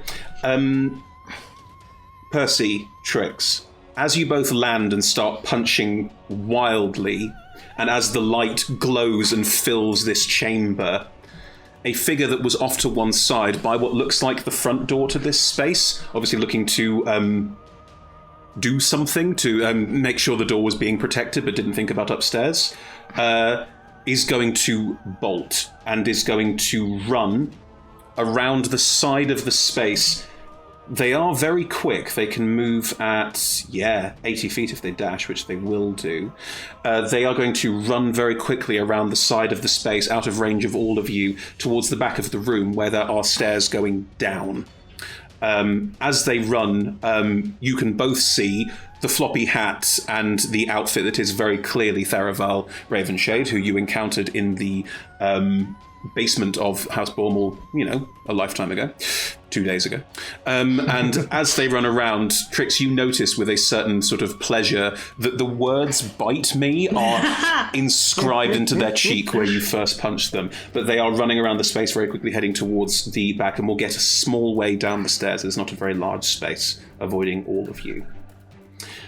In the meantime, the monks are going to try and attack you. George, synaptic static, what do they have to minus? They roll a d6 and they subtract that from their attack rolls. Okay, the 3 of them, they are smart. They will probably try and be smart about this.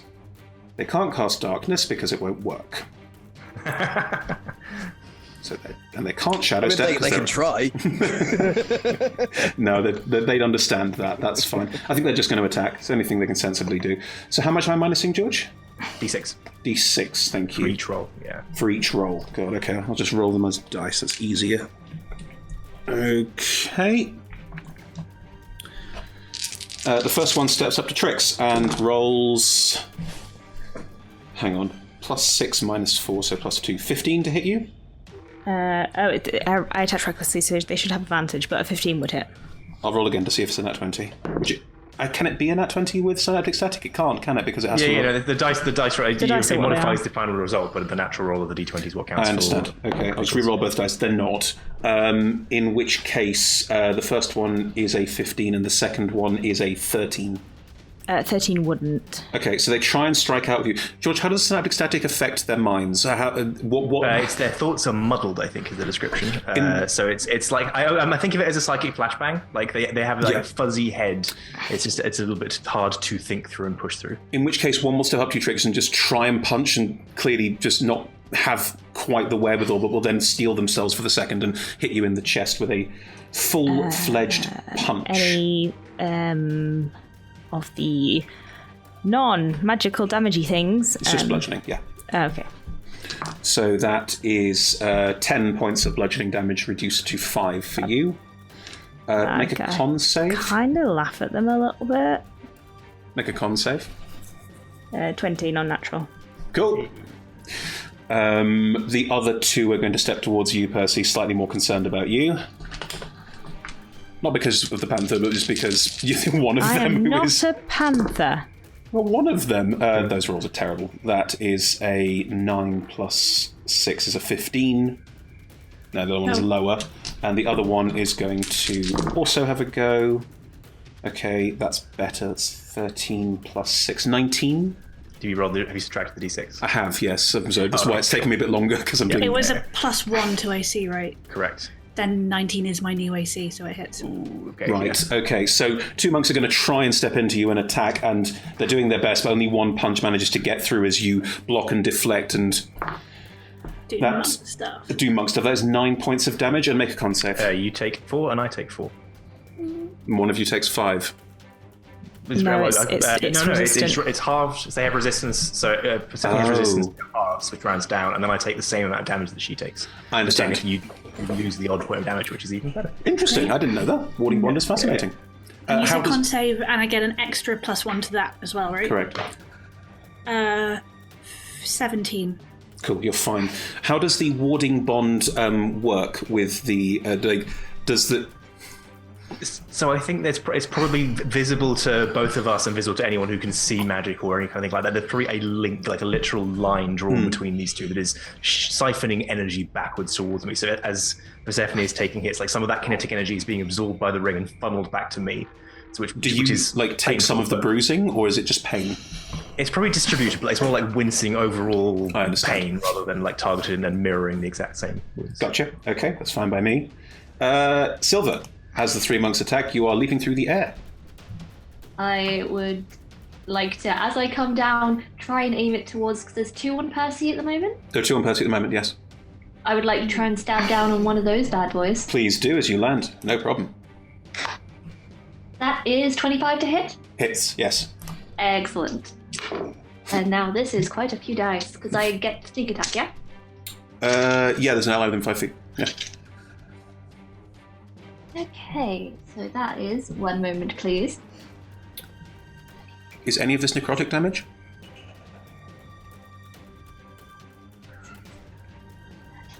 No, it's not necrotic damage, but it's 30. You don't kill them, but it's really close. What is this attack? How do you almost incapacitate them entirely in one go? This is, I kind of do like I twirl my rapier around and it just kind of comes down into their shoulder. Ooh. As I land. I think it goes straight in and through, like just... Yep, and then I get a second attack. Sure. Yes. Let's have a look and see what this is. This is your dagger offhand, yes? Yes, it is. Yeah. That is... Yeah, that's still 28 to hit. Is your offhand dagger the stake? Are you just using that as an offhand dagger now? You know what, yeah. Why the fuck not? So you're staking a monk. Okay, right. You never know. Roll with the Vampires damage. can be sneaky. Yeah. Roll with the damage. You never know. That is 2, and then so that's just 3 damage. So it's That's pretty enough. measly. Yeah. Oh. How do you? They have 3 hit points left. How do you stake them to kill them?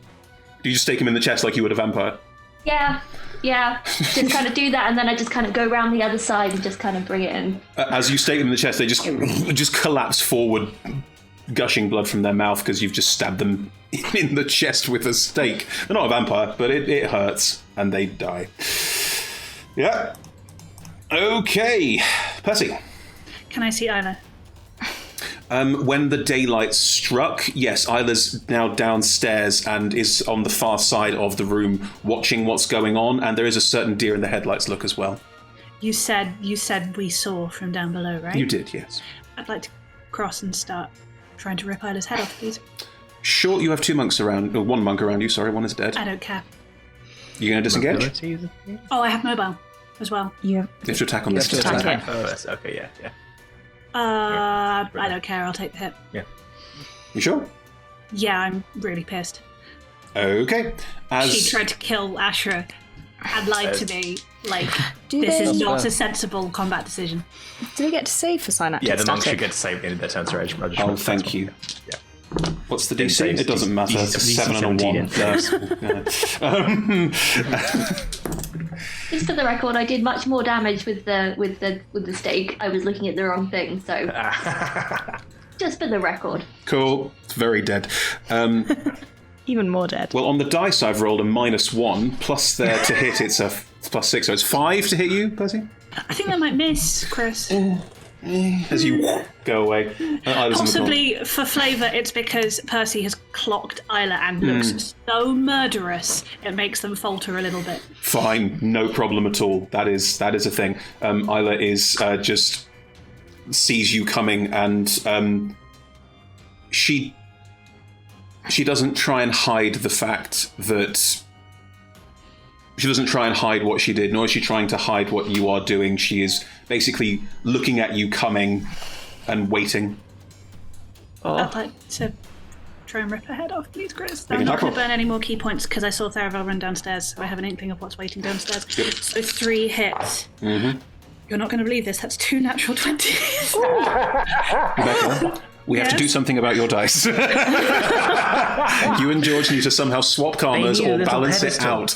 And then the other one is a 22. I mean, Isla's got various things to block attacks, but not to that extent. Yeah, there's nothing she can do. That is, again, 5d6 and 5d8. I will again use my what's it. So the 5... Okay, I need to show you this. My 5d8 is a 7, a 7, an 8, an 8, and an 8. I just need For the to record, prove that, no one hurt Ashura. The dice know. They just know. Yeah. They're just don't lie to me aware. and then try and kill my girlfriend. That is not a happy set of circumstances. No. I just needed to show you that. Yeah. Just No, The it's dice is very much fine. like no one gets to hurt Ashra but me. And then the other one, 5d6 is a 15666. Again, just Wow. little proof. So 24, so that was 38 plus 20 is 58, 62 plus 15, 77 points of damage. And she's already taken 50. And I'm trying to rip her head off. Would have killed her in one go anyway. So, as this is, someone that you know quite well, and as this is a moment, what are you doing? What is the build up to this? I don't like it. I think Percy locks eyes and flies across the room to her, but when she gets there, pauses for a second. There is are you going to say anything? Are you going to do anything? No, and then If you pause for a second, she will say something. It's just Okay. not going to make it better. I know. it depends. It might. It won't. I might roll for it. We'll see. Have you met Chris? It's not going to be better. I know I'm right. Oh, it was worse.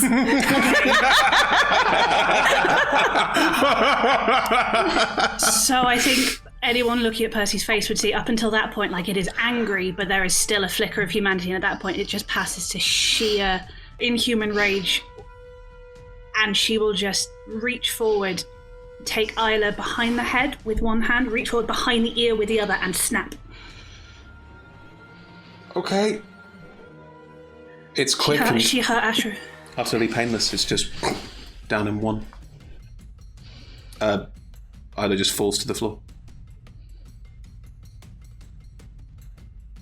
Percy will take a split second, and then there is no time for feelings. Turn and use the rest. I have 6 feet of movement. I don't know how much I use. Use whatever she has left to get back and square up to the 2 monks. Absolutely fine too, no problem. Trix? Chris. Just having witnessed that, just whispering to Ashra, I'll take back what I said about marrying. I think I'm just looking down with a mixture of awe, pride, and not actual fear, but that element of like, I mean, and awe. That's awe. That's what awe is. It's that combination of fear and wonder and pride. I saw a vampire. How far away was the vampire? Tharaval was running down the stairs. Yes, but how far away from me is that? Please say 30 feet. Less than 30 feet? 20 feet? 30 feet? Tharaval has 80 feet of movement. Yes, but they were by the door, and they went all the way round. They have headed downstairs where it is dark. You can run down there and see what you want to see. Can I get to Tharaval? You can't see them because they went down the stairs. Do you want to go down the stairs? Just to say that it would be dim light up to 60 feet down the stairs. The holy because weapon of how emits the spell light. works. The holy It does weapon emits well, yeah. light. I am currently a beacon of light. I do. Okay. I do. I saw a vampire. These things are not satisfying to hit. They don't explode. It's really lovely playing with Trix. She walks down the stairs up to the incredibly high-level big bosses. So, look, we're going to go there anyway. You got Death Ward, you'll be fine. You run to... Do you sort of prowl towards the stairs? No, I saw a vampire. I'm running forward. Okay, one of the monks gets attack of opportunity on you as you run away. Yeah. Because only one used their attack on Percy, so that It's not advanced anymore because it's now the top of my turn. That's fine. Oh god. It's a 3 on the dice. I don't think I even noticed. Yeah. Probably flick my tail at them as I They try and strike out at you, but you are gone and you're Stalk heading past. downstairs. You can see as you head into the darkness and as you bring light into the darkness, Tharavel is moving down the stairs, just turns back and sees you, and the look of fear on their face at seeing you is probably quite nice. Can for I you. get to them? Yeah, of course you can. Yes. Can I punch them? Of course you can. I will attack recklessly Sure. with my new trick. Yep. That is a 26. Yeah, that hits.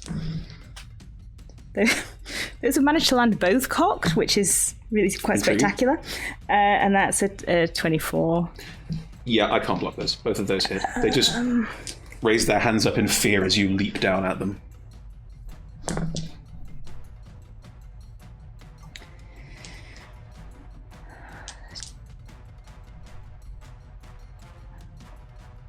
That's 30 on the first one. Yep.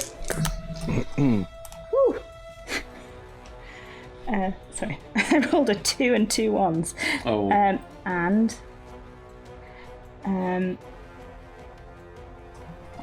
10 on the second one. Ooh, it's poor. That is poor. They're not below 25 hit points. Let me just check. Okay, no, nothing. Nothing happens. So the 2d8 as well. Yeah. I rolled a 2 and 2 ones. I'm just standing there now, and they can't run away. Of course you have Sentinel. I forgot. Oh no. Aldrin. Is anybody still up? Yeah, 2 monks. Cool. I'm a little bit paranoid now about things attacking me. Fair. I'm gonna try more in hope than expectation to Sacred Flame whichever of the monks looks more damaged.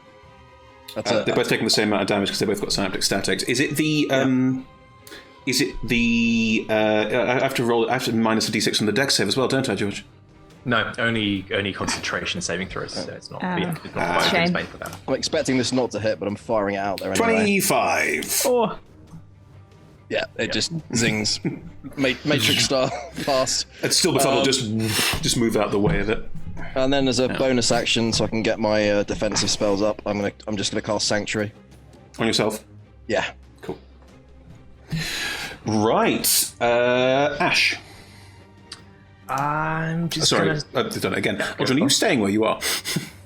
No reason to move at this point. I'm gonna wait until I'm actually protected somewhat, because also I'm aware that Trix's holy weapon depends on me maintaining concentration. Sure, no So problem. I'm very, because I know how spells work, and seems like the wise thing to do is just stay where I am at the moment. Sure.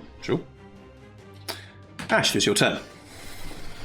I think I'm just going to sling a cantrip at the monk, because Persephone, you move back. Rebecca, you move Persephone back to engage with one of the monks, right? Yeah, I'm regretting it, but I did.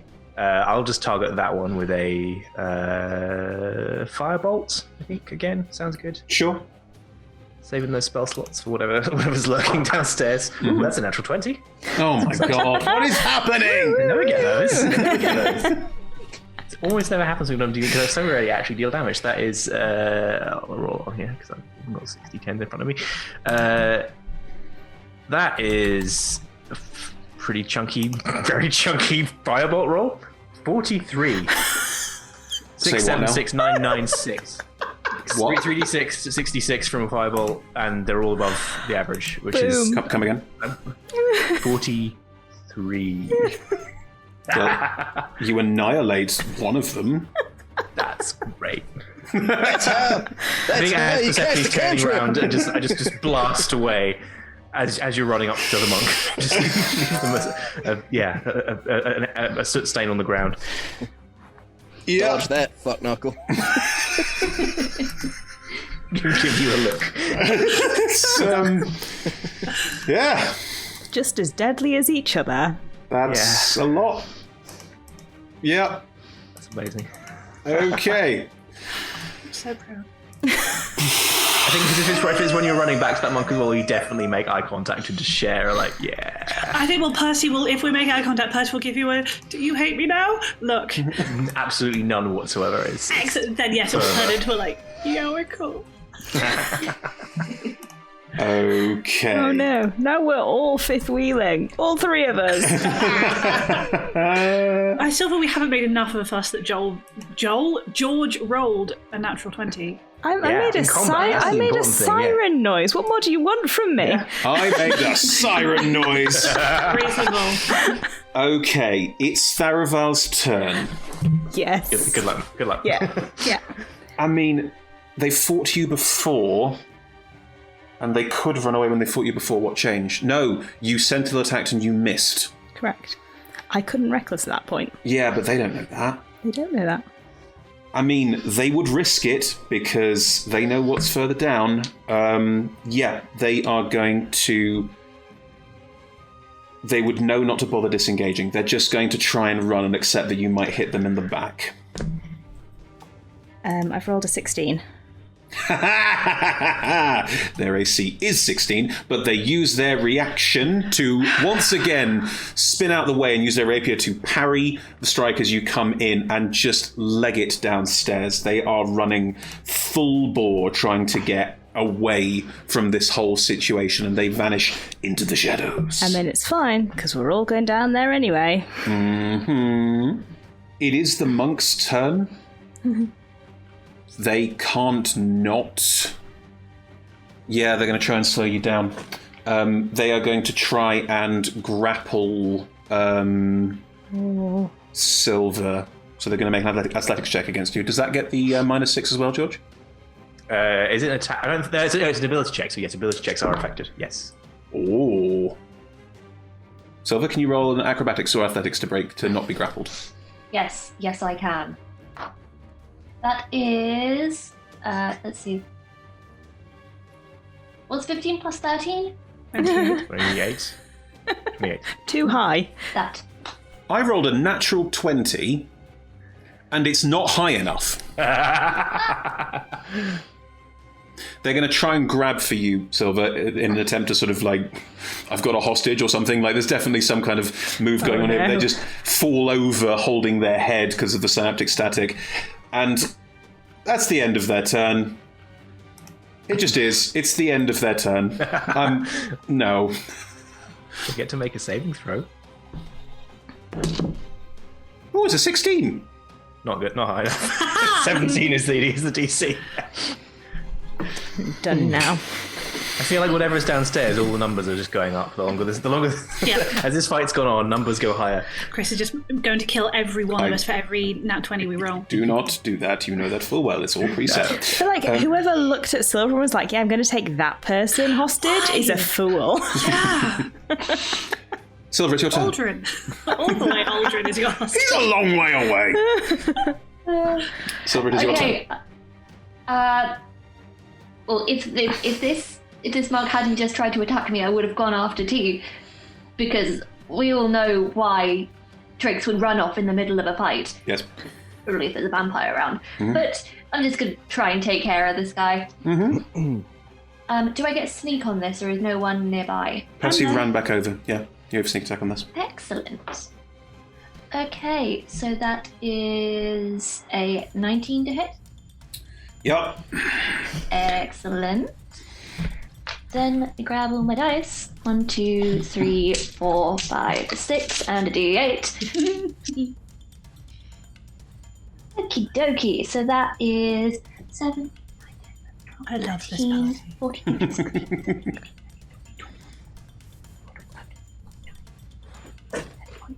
33 of piercing damage. Yeah. That's the hit point, Max. That's the hit point total. What do you do? How are you doing it? So they've fallen over, and I'm just like, no attacks now, only dreams, as I kind of drive it through them.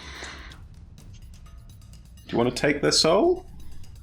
I can't. I've got the max amount of souls that I can harvest. Full of souls. I mean, you can still come after me because you can bonus action dash. So. Oh yeah, I totally do that. Cool. You use your movement, and you're with Trix in the. You can see a little bit of dim light down here. There are stairs going down. They seem to go down further, but there's a very catacomby vibe down here. We got vampires. I don't know if I can. I mean, I can talk when I'm a leopard. It's just weird because it's my voice coming out of a leopard. Like, yeah, Tharaval's down here, and they're really frustrating. Oh, it's creepy when you talk like that, but got ya. It's too many teeth. I've got too many teeth. Next time we'll do 2 growls for yes, 1 for no. That feels really like derogatory. Maybe we'll learn Morse code. Fine, I can tap. It's the end of Silver's turn. Maybe I can punch. Like 1 punch for yes, 2 punches for no. Yes. Right. As the two of you are standing in dim light. Is that Trix and Silver? Yes. Yeah. The holy weapon, bright Light. It's bright holy light. weapon. I thought it was dim light. So the holy weapon gives what's the range on it? 30 feet, and then dim light for an additional 30 feet. We know what we're fighting, Chris. What a surprise! Okay, then nothing happens. Percy. I will run my 60 feet of movement. Down the So stairs? does that catch me up with Silver and Trix? Oh, easily. Well, you don't, even if you don't use all your movement, you can catch up with both Okay. of them, and you still have 30 feet of movement after that. But I can't get more than 6 feet away from Ashra! Hurry up, Fine. Ashra! We've got some mileage out of the spell. If you want to break the spell, that's fine. Like, I do think it. I might It's really, better. really need it in about a minute. Okay. Then don't go too far. Also, don't go into the dark. Well, that's just unsettling. I have not. You can't hold. If I'm going to use my action as a dash, can I hold that as an action? Yeah, so why not? Cool. Then I will. Once Ashra has caught up with the party, I will then dash a further 60 feet. So the three of you are standing there with Trix's glowing fist exuding light, and meaning that you can see better than described. This room looks like an antechamber, and there are more steps going downwards. You cannot see Tharavel. Right. Trix. I'm going into the room. You run downstairs. I'm following Tharavel. Cool. So you run down the stairs. As you move forward and get to the top of the stairs and look down, your light, as it impacts the darkness down here, doesn't seem to penetrate it fully.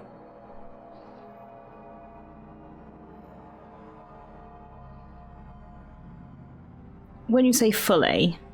where would be bright light from your fist is clearly dimming at a certain point, and you can't see very far. Is there anything obvious to punch? No. How far have I gone? About 10 feet. It's dim light, though, and I can see in darkness. Yeah. Can I see anything? Can you see in magical darkness? No. No. Anything gets rid of magical darkness. Alden's daylight spell for one. Well, no, but he's miles away. Oh, fuck it. I'm just going to run into it and try and find something to punch. Cool. You run down the stairs and you run into darkness. And Silver, Percy, you're right there. You see Trix vanish into the darkness, and you see that the darkness, the glow from the fist seems to suffuse into the darkness, and you only get a very dim view of Trix as you run down the stairs. Trix, you run another 10 feet. It's very dim light around you. You can just about see what's going on, but very rarely. You're in an underground catacomb, and the shadows appear to elongate and lengthen. And you do get that very strange necrotic pulse again that you felt once under the Maladata mansion. It feels very similar. Oh, good. Anything to punch? As you make your way down, you don't see anything to punch. However... No, it's legendary actions that can wait. As you move forward in the darkness... You can't see anything in this space, but if you move far enough forward, if you use your entire movement, you will see another one of these black dots in the centre of this room slowly growing. Oh, for fuck's sake. Is it clearly a Zeggy? It's just a black dot growing at the moment. Last time it was a Zeggy that came out of it, but at this point it looks just like another formation of the Gloom. But I can't see anyone in this room, because Tharavel definitely came down here. You did. The room down here is large enough that you're... Was it 30 feet of light from the... 30 feet of bright, 30 feet of dim. Yeah, you only get 30 feet of dim. I also have dark vision. Ah, interesting. Then, on the other side of this orb, there are two people standing, Tharavel and a figure that you don't recognise, who is wearing the full cowl again. How far away are they? From you at this point, about 30 feet. So I'd have to... Sorry, and how far have I already gone? You've gone about 30 feet. Do you want to dash up to them? I don't see any reason not to. Cool. Then you dash up to them. As you run up, Tharavel is still looking terrified, and you just appearing out of the darkness. It is that intractable. I just can't get away. This is very Terminator for vampires. Yeah, basically yes. But as you move up, the figure next to Tharavel will, as a legendary action. Can I bonus action Hexblade's Curse Oriana? Sure. That is it. She has legendary action. Yes. Hello, I'm Trix. Nice to meet you. It's very dark down here. She will just look at you, and you know how Percy has the black inkiness that drips out of her eyes? Yes, I've experienced that. Mm-hmm. Oriana is weeping black ink, and will just You should smile. probably get that checked out. She just smiles and reaches out and grabs hold of you. Well, at least we'll try to. Here we go. No one I mean, beats the that's T1000. good. I definitely need someone to attack me, otherwise I'm going to lose my rage. So That is a 17 to hit you. yes, 17 hits. Okay. If it's any bludgeoning or piercing / necrotic, could you separate them? Absolutely. The bludgeoning damage is... Sorry. The bludgeoning damage is 7. So halved to 3. The necrotic damage is 19. And make a con saving throw. That was a natural 1. You are poisoned. As she reaches out and grabs you, the punch, it's the physical impact of it doesn't, but the inkiness from her eyes seems to, you feel it flow into you, and she just smiles. Possibly the best person to be poisoned, because it's disadvantage on attack rolls, so that's just flat now. Well, there's something. She's reached out and holds you, and just looking at you, goes, "You're too late." Lovely. Well, yes, I can see that, but it's fine because you're going to be dead soon. Aldrin. Aldrin is gonna firstly say to Ashra, I'm guessing we should follow. Can you dimension doors to the top of the stairs in however many seconds it is? Or further. Right. Well, I'll leave that in your capable hands, because I'm running low on juice here, and by juice I mean Tamora's blessings. I can handle it. Well, right then. Looking like, well, we can assume that we're going to be heading into something. Mm-hmm. I've got a couple of things I could do. Let's say,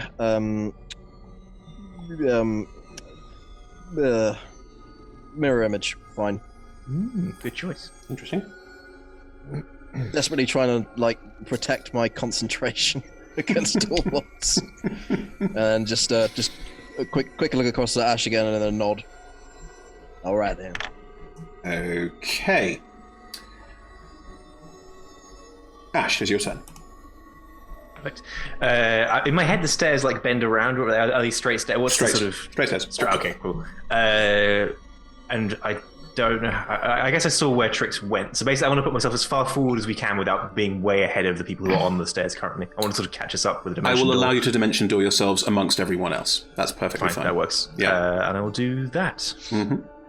So just put a hand on Aldrin's shoulder, and we get sort of vanished and reappear amidst Persephone and Evie. Evie, sorry, bringing people zoom backwards again.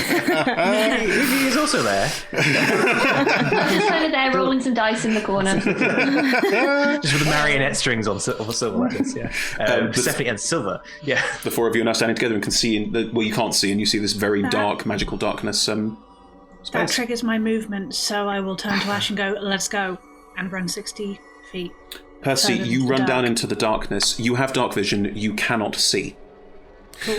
As you are running through this, of course, it's you couldn't see in the dark, Trix. I'll say you ran up to them and you just found them. It's fine. Percy, as you run down, you catch a glimmer of light in the darkness, which is Trix's light. Oh, I also have my microwave gloves. Magical darkness. Cool.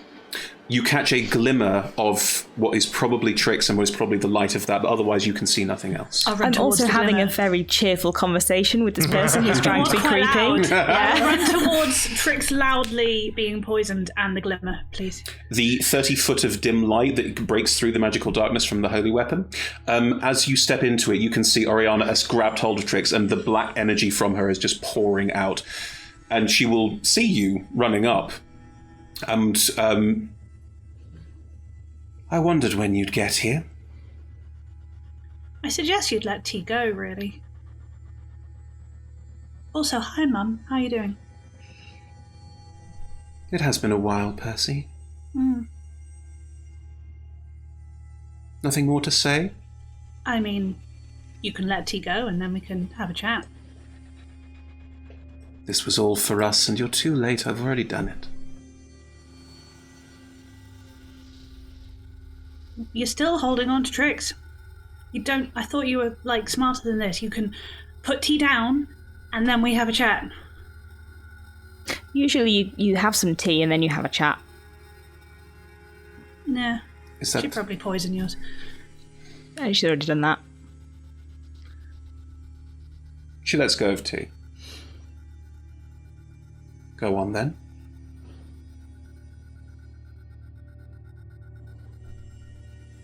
I mean, there's probably I meant to have a monologue or something about how you ruined my life and I'm here to kill you, but again, you know all of that, so...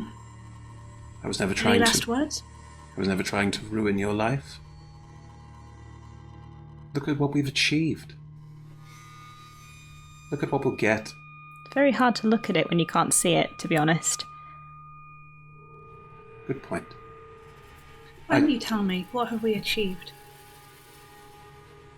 We've conquered death, Percy. Have you? How exactly have you done that? No, not I did. We did. You're part of it too. The pitch was set up to assassinate, and then there were some greater ideas. We're enacting those greater ideas, right now, right here. What did you think when the spirit marked you? It's hard to tell, it was hard to hear any thoughts over the, internal screaming, to be honest. It's all for the greater good. Is it? Yes. Even if you go with that nicely utilitarian argument, how is wiping out all life on this plane, except undeath, really for the greater good? It's not all life on this plane, just in Are you Baldur's sure? Gate. It's not, though, because my friend here had a chat with the creatures from the plane of negative energy, and they're coming for everyone. Only the undead will survive. I have spent lifetimes talking to them. I know them better than you. They can be contained, as long as they are fed. How are you going to feed them? I'm giving them an entire city. Yeah. And then they'll just be like, thank you very much, goodbye. Oh, well, some of our new friends, heads across at Theraval, some of our new friends have ideas on that front. Theraval, in the meantime, by the way, is just doing this. Just very carefully, If Theraval- noping out. If Theraval leaves, I will take an attack of opportunity. Interesting. Then Theraval is making all movements to leave, but hasn't moved yet because it's not their turn. As this conversation is happening, can those who are on the stairs consolidate forwards or not? Interesting. Does We're time still in pass? initiative. Yeah, I mean, that's... It depends on what Percy does, really. If it's just going to be a conversation, yeah. then I'm very happy to pause initiative and we'll come back into it. If it's going to be a now you die, then... I mean, it's definitely going to be a now you die, surely. I don't know. Percy's really wrong-footed by the conversation. She was expecting to charge in and just punch until people were dead, and the fact that we're now having a chat it's thrown her quite a lot. In which case, if people want to be slowly stepping forward into the darkness and moving towards the glowing, what little light there is, you're more than welcome to. What I can say is that when you're in a cult, it's very easy to talk to things and be like, yes, you are confirming all of my beliefs. And when you're outside of the cult and you talk to the things and they're like, yes, I want to consume everything until it no longer exists, that starts to sound very confusing and disturbing. And the fact that you've spoken to them for a long time and believe them when they say they can be contained, that is more worrying. They're not saying they can be contained. We've been containing them within ourselves for quite some time. Oh, That's what that Percy is doing. concerning. Percy contains one of them as well. Every monk takes the rites does. I always knew you were cruel. I never took you for stupid. Is that the way it's going to be? If you needed explaining, the pitch as it is on the surface is evil. You take children, you train them to kill innocent people. You don't understand, you stupid girl! There is more here than that. Now, are you going to join me in this? Or do I need to take my own daughter down?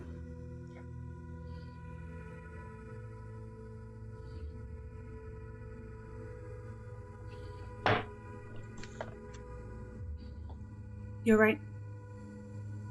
I've been blind and foolish. I step forward towards Oriana. Right, then we're back at initiative, if you're stepping forward. Rebecca wasn't done. Conciliating. Oh, you're wasn't done. conciliating. Yes, I literally said, I was wrong. I have been blind and foolish. I thought this was a ruse. I mean, it might Trix is very confused. Can I roll an insight check? Oh, I'm sorry, I thought it was a ruse and you were stepping up to just punch her. Right. I rolled an 11. Well, I mean, Oriana's going to roll an insight check, because I, Chris, don't trust you, Rebecca, and Oriana doesn't trust you either. T is giving you this face. I haven't rolled high. I've I've not rolled high. I rolled a 26. Yeah, I've not rolled high enough to know if you are lying or not. So, Oriana... So what Oriana sees is a play of defiance and then realization and then crushing shame and horror and humility and then a step forward with her hand held out as she says, I've been blind and foolish. I'm so sorry. Is it too late for me? It's never too late. You can't do this. They're wrong. Join me, Percy. Come back home. This is where you belong. Steps closer, right up to Oriana. What about Ashra? Arms out. It's never too late. Of course not. All you have to do is accept them. They're part of you. You're right. They're not part of you. You're right, Oriana. They're part of me. And you did that to me, and I hit her. Yes. Yes. Right. Initiative is complicated at this point. What do you mean, Chris? That will happen within 6 seconds. I am going to say, for story purposes, and I'm sorry if this skips initiative rounds a little bit, but it's Percy's turn, which is the top of initiative. Is everyone all right with that? Those of you that were moving forward, you're at the edge of this magical darkness. You get a glimpse of this glimmer of light in the center of it that is still Trick's holy weapon, but it is magical darkness. You cannot see through it apart from this glimmer of light off in the distance. Tactically, it bothers me, but story-wise, I'm all for it. Put your tactics down, David. Time and Get in the box, tactics! If it's important, Percy knows roughly where her allies are. Sorry, I'm so... No, that was amazing. And has been speaking loud enough that the people in the dark behind will be able to follow the conversation. Did you just charisma check yourself? This is Percy we're talking about. Charisma. Wow. Yeah. I have a relatively high deception. You can just punch her to death. I did. Oh, I thought I had a plus. Okay, so I hope this doesn't matter. I have a +6. I thought I had a +7, so I only rolled 25. You're fine. Does that? Okay, good. Not to preempt, it might not be dark for much longer. Just saying. I'm using all David. I'm spending a key point, and I'm going to Please do. lay into her for 4. Please do. Lay on hands. The lowest of those is a 21, and one is a nat 20. Okay. She has legendary things. Of course she Why does. does she have legendary things? She's my mum. As a big buff. reaction, she can increase her AC. What did you roll? No, so I it's rolled 21. so a 21, Yes. and then a 25, a 26, and a 29. She can increase her AC, and she does, blocking the first attack.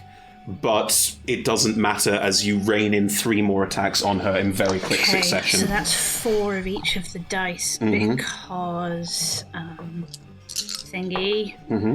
Okay, so that's an 8, and then a 10 on the d6s is 18, and then a 9, 27, and then a 7 and an 8 is 15, 42, and then add, oh no, one of them didn't hit, so add 15, so 57 points of damage. Boom. And if it's again kind of horrid, she's going to aim for her mouth. She's lying and won't stop. So it's going to be a shut up, like level of punching. You punch in. The first one is blocked. She is very fast, but you are faster. And you manage to hit her 3 times across the mouth and lower face. And her jaw just sags slightly with the impacts. And the black pouring from her eyes is still pouring. Hasn't changed. Still there. Trix. It's your turn. Also, sorry. Percy is weeping as she does this. Sure. This is not fun. Still slightly confused. Good. Just gonna go for the safe option, which is punching the vampire. See the vampire? Yeah. When in doubt. I'm going to be so mad if you get him before me. If you get them before me. I'm not with them. You get it very quick. I'm not with them. I'm gonna have to reckless to get rid of the disadvantage. Fine. It's an 18. They just put the rapier and just try and block it. Do they block it? Yes. And that's a 22. They can't block that. I will smite on it because I'm cross and confused. I will smite because I'm cross. And confused. Yeah.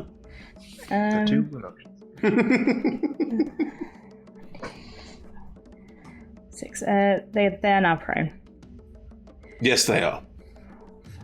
6, 7, 8, 1, 2, and that one.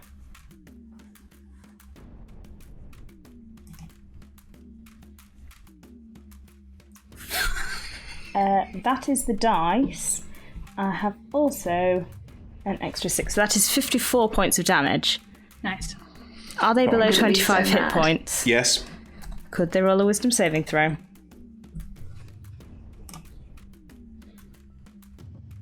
Is it 17? They are frightened of me. In-game frightened. But they don't explode. They don't explode, but they are frightened. You've reduced them to 0 hit points. Oh, they're not frightened. They were really scared. Oh yeah, the fear of Trix hitting them, the bite me on their cheek just glowing horribly as you in one swoop just down them, and they screech in pain as you smite, and you all from the doorway, and Percy, you next to this flash of radiant energy from the smite just washes through the space, briefly illuminating all through the magical darkness as Tharabel is reduced to cinders. Right, it wasn't quite exploding, but at least there's only dust left. You motherfucker. You can have the next Get one. Ladouche. We'll give you Ladouche. At the end of Trix's turn as a Oh no, I used all my attacks. Yeah. As a legendary action, Oriana will Oriana will move into the darkness, and you cannot see. Wait, did she move away from me? This movement does not provoke opportunity attacks. It's a legendary action. She vanishes into the darkness, away from Percy, away from Trix. Can Percy will someone yell, Aldrin, give me light. Yeah, turn on the lights. Cool. Say it out loud. Yeah, that's right. Aldrin, Yeah, it's your turn. Percy will yell it. And Tamora said, "Let there be light." And lo, there was, because I cast daylight on my shield. I charge forward. As you cast daylight on your shield and charge forward into the darkness, the daylight desperately tries to claw through the gloom, or at least the beginnings thereof, and it doesn't manage to fully do so. Trix and Aldrin are now beacons of dim light in this space, but the magical darkness is not dispelled. It is not just magical darkness. Aldrin, as you run forward and see again one of these black dots, which you've seen similarly before. As you step into, as your dim light steps into it, you can see it, but you cannot see Oriana. Something bad's happening. Any bonus actions? Shit my pants. No, just trying to stand. If I have a sense of where the others are, just trying to stand, sort of back, sort of like almost sort of in a protective stance. You can stand So with just them. trying to- You can stand with them in the dark. That's fine. Yeah. The dim light glowing all around you, sort of haze through the magical shadow. trying very hard to listen. That's fine. No problem. You have a passive of 33. That is noted. Cool. Everyone in the darkness, which is now everyone, although Ashra and Silva are on the edge of it. Are you inside it or are you on the edge of it? I've gone as far forward as I could without. Yeah, same. Okay, then you're in Right it. in the middle of it, yeah. You all take 4 points of necrotic damage. I take Percy, 2. you take 2 and I take 2. Well, you take 6 then. You take 6 now. Oh yeah, 2 and then I've actually taken temporary hit point damage now at last. Fuck you, George. Con save. Yes, Aldrin. Con I'm save. gonna use a luck point on that con save. That's all right. No, yeah, do. Oh, sorry, do we all take a con save? No, only Aldrin because he's taking concentration on Holy Weapon and he rolled a Gotcha. 9. Woo! Not a few. Yeah. 11. It's enough.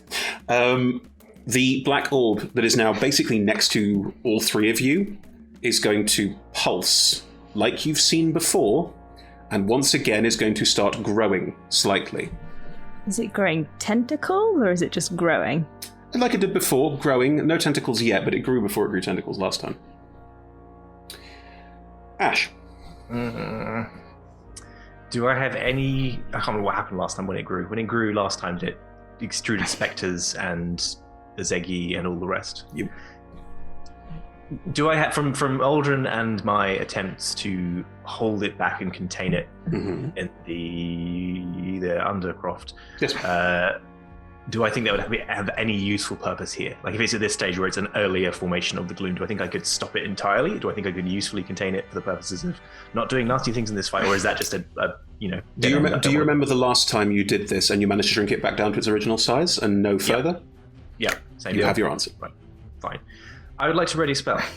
Interesting. For the purposes of drama, I don't want to say which spell, but I will if you want. No. You do not have to. Okay. For when I can see Oriana again. Interesting. With the dim light the way it is, from here, from the back of the room, you're going to struggle to see well enough to be able to cast a spell on someone, because you can't see like patch of dim light over there and people in it. You can see figures. If you want to move up to the dim light where everyone else is, I'll move as far forward as matters. Yeah, No I problem. mainly want to be able to see the source of light and Persephone, wherever Persephone's standing, such that if Oriana Super. comes in and attacks her. So you're all standing in this glowing Trix's holy fists and Aldrin's daylight. Daylight's non-concentration, right, Aldrin? Yes, non-concentration. Perfect. So you are standing in this sort of strange wash of hazy light in the center of this magical darkness. And Ash is holding a spell, perfectly valid. Silver, are you joining everyone else? Yes. First, I would like to angrily just kick the ashes that used to be Faravel and give Trix a little bit of a look. Like, we'll talk about this later. And I would like to ready an attack lest anything come out at us. Come within 5 foot range, that's absolutely fine. Cool. As you're all standing in the darkness together, fan art, by the way, Aldrin, the glow on your shield, you have a passive perception of 33. I'm going to say you notice this before anyone else does. The glow rogue for the sneak attack. That's what I'm saying. The glow from Trix's fists and the glow from your shield, magical light that you have summoned. Something is absorbing it. Oh no. Next to the black orb that is slowly swelling and growing, you can all see now this blot in the dim light. There appears to be a glowing ball of light forming next to it.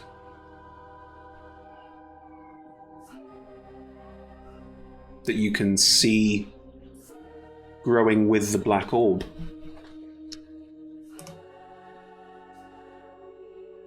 Like radiant light, or like Yup. it's not like a what do you call it? A black light. No. It's not like a 70s disco, more like a strange radiance. Okay. There's definitely something happening there that you may not fully understand. Well, that fits because neither me nor my character fully understand. Well, you see that. All right. There's some light. It's not my light. It's not T's light. It's just light. Is it good light? I hope so. Honestly, don't know. Right. Work out how to do this, sorry. Okay. I had a stealth roll for Oriana. George, what is your passive perception? 16. Oh no. Cool. It's a perfectly normal passive perception. No, it's as the in- question. It's the question. It's because George has an action prepped to cast a spell of some description, which would have to happen if he could see someone, and you're not going to see Oriana before she strikes, but then you will be able to see her after she has struck. Yeah. Correct me if I'm wrong. Works for me. Yeah, that should bring Perfect. stealth. Evie's got a hating prepped thing as well. I know you've got a prep thing as well. I'm trying to work out the order of events here, because the held action from Ashra is before the held action from Silver. So I'm just working out, and also because of timing. Percy. Hello. Out of the darkness, you don't even see her coming. Mm-hmm. Oriana is going to step up behind you and is going to strike you. Now, as she does, your friends have various things they have held. I would like to make a reaction attack as well. When does your reaction attack happen? The wording on this is important. Ally within 5 feet of me is attacked. When an ally within you is 5 feet, it's attacked, so the attack is completed. Yes. In which case you go after Ashra and after Silver, That's fine. who are holding attacks. Cool. I don't mind when I go, I'd just like to make the attack. That is fine. Oriana is going to step up behind you, Percy, and is basically reaching her hand into your back. And is... Are you sure I can't go first? She might be prone after I've done it. He doesn't. The order. That's why I was working out the order, because everyone's being very clever. I want to make sure I'm approaching everyone's cleverness. She's going to reach into Percy's back, and Percy, you get an overwhelming burst of necrotic energy pouring through you. Are you going to absorb it? How much is it? I can tell you. It's getting hard anyway. Not if I absorb it. You don't have to take any. Interesting. What's the timing on that? It doesn't matter. 24 points of necrotic damage pours into you from her. I think I will take it, and then with it pouring, turn and go, is that the best you can do? She is reaching for another to grab you in the face and do it again, because she has multi-attack. But She does. after none of you saw her approach, now that you can all see her because she attacked, Ashra, what is your held action? Sorry, with the damage, Rebecca, do you mean you took it, just you didn't absorb it, you took it? No, sorry, I'm just gonna... This 12 each. is a decision that just impacts me, but yes, I will not I don't mind. damage, because I can only do Sorry, that that's fine. once Yeah, a day. we each take 12 in that case. Yeah, just checking. Hey, George, are you still in temp HP? Yeah. You tell me when you're not. The less cavalier with your health. I have 9 temp HP and then another 90 hit points. Oh, Oh, okay, you're fine. And if I cast more worried. abjuration spells, I can recharge my ward. Yeah. I want to cast my spell. There's no way I know this in game, but for out of game reasons, if this is likely to kill Oriana, I will not do it because I don't want to do that. I don't know what spell you're casting. I'm going to say, assuming it's not very likely to do this, I'm casting Disintegrate. I mean, I'm assuming it won't kill her, but it'll be a high damage chunk. But if out of game, you think it's a very... George, you can kill her. That's okay. I'd rather she was dead and I didn't do it. And if it's not me, I'd rather it was Ashra. So, Ash it's probably the biggest swing she's ever taken. Like, it's just a burst of pure, unfiltered, uncontrolled, raw energy blasted straight at Oriana. It is a dex save, however, so... I have rolled a 12, but I will use a legendary resistance. so half damage. Wait, is it? Oh, is it save or nothing? Because that would be bad. It's still burned to resistance, even so. That is true. Disintegrate is Still not expensive. a spell to burn a resistance on. No. better than nothing. Failed save. I don't think it does even half. I didn't realize it didn't do half damage. That was a whiff. Never mind. You tried and it was cool. What do you disintegrate part of the floor? Like, is it a whiff and you Yeah, miss? it probably sweeps across, narrowly missing Percy and just carves a chunk out of the floor. Brilliant. Just the floor starts disintegrating away where you can see it, which is not a lot. Although the light in here is starting to get brighter. As you burn this chunk of the floor away, and as Oriana spins out of the way of that, because she only narrowly missed her, Sylvia, you have a held attack. Yeah, I'm going for it. Go for it. Am I still within 5 feet of people? Yes, you are. Excellent. Ooh, that was a nat 20. Yes! Okay. You have all rolled so many nat 20s against me this combat. This whole long extended combat. I'm accepting it. Happy hell! I haven't rolled a nat 20 in a little while. How do I do it again? Double the dice. Double all the dice. Double all the dice. You're Oh a my rogue. God. You're a rogue who just nat 20'd on a crit. Just brilliant. 5. Yeah. Maybe triple figures. Okay, let's do this. Whew, okay.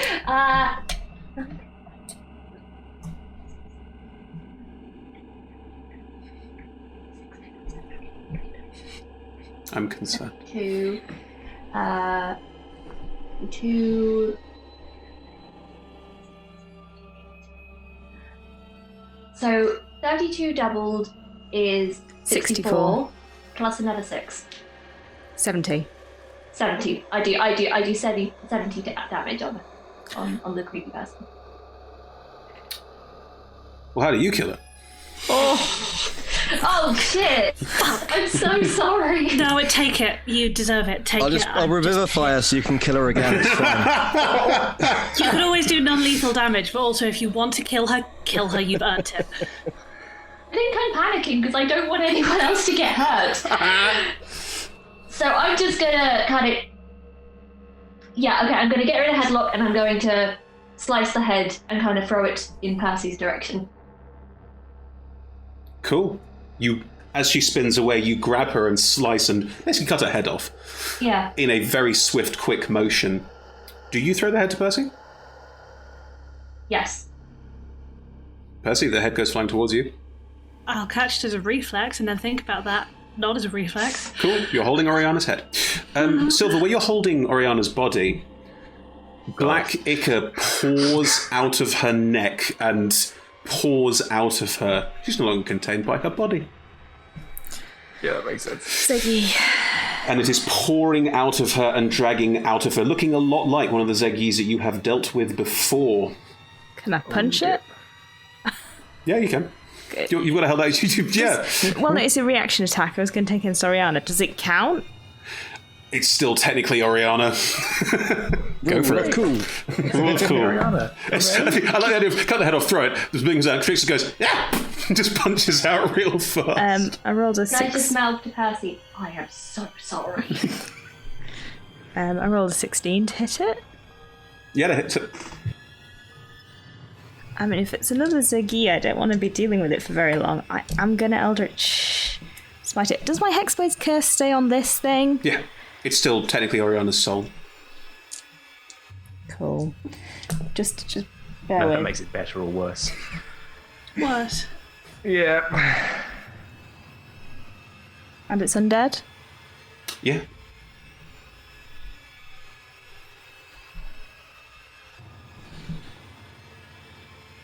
Oh, that's a lot of twos. That's 28 points of damage.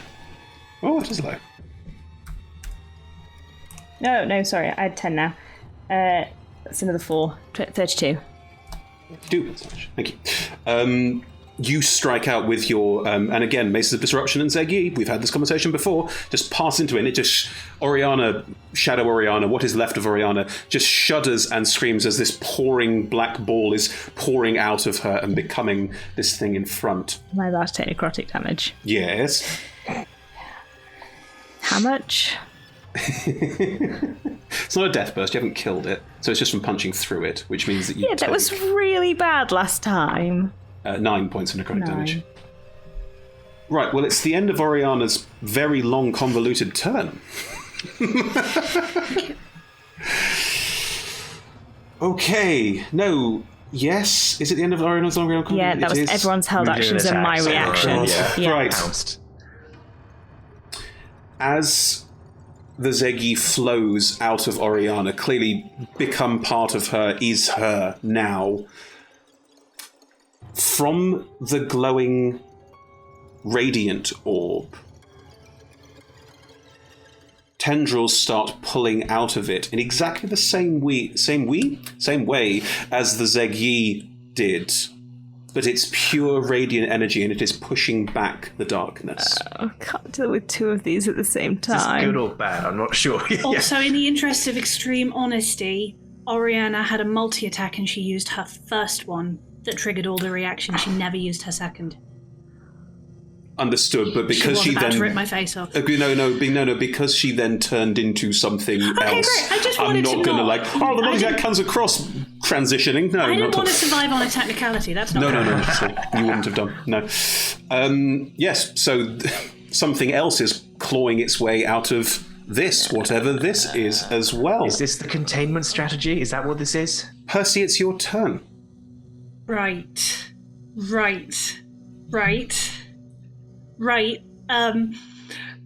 Cool. I'm holding the head of my adopted mother / abductor. Right. I think Percy's going to do something that may potentially be awesome or very stupid. And I've no idea, but I don't want to check because she's going to do it anyway, regardless. I think as a free action, Percy will look at the head and just look at Silver in absolute horrified disbelief. Just go, "You just killed my mother." And then gently put just the head down to one side and give it a little, pat. And then turn to find Ashra and give Ash just the most bewildered and helpless, because she has just seen that inside Oriana is this thing, which means inside Percy is maybe also this thing, and absolute confusion and horror and bewilderment, and turn and stick her hands into the sphere of radiance. Oh no. Oh no. Bye. Okay. We are very much in this together. David the player remembers That Chris. is a good thing, but yeah. David I the player forgot remembers that. Chris talking about the opposite of Zegyi existing. Zag-Yar or something. Correct. So, yeah. But Percy wants out of the necrotic, yeah. and radiance is the opposite. It's fine, you'll just die together. Like you lived. Romeo and Juliet! No. It needs to be, I'll run more 60. You can run away 60 feet and we'll be fine. You take that one. 17 points of radiant damage. Okay, it's not too 1-7? 1-7. I thought you said Right. 17. No, not 7-0. God, no. No. I have one temporary hit point left. You know what, George? Shut up. You know what? Just egging me on now. Magic shell appears as if from nowhere. Okay. Percy, as you reach inside this thing, you feel part of you screaming in agony. You feel like your hands are blistering.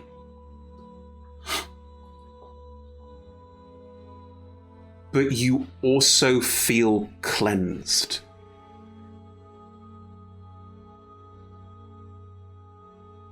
You feel part of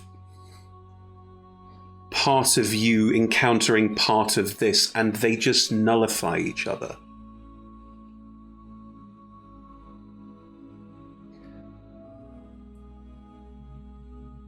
You don't quite know what's happening. All of you can see Percy doing this and have a certain amount of reaction to that, I presume. Ash, there's no damage being taken, so you don't take more damage from this.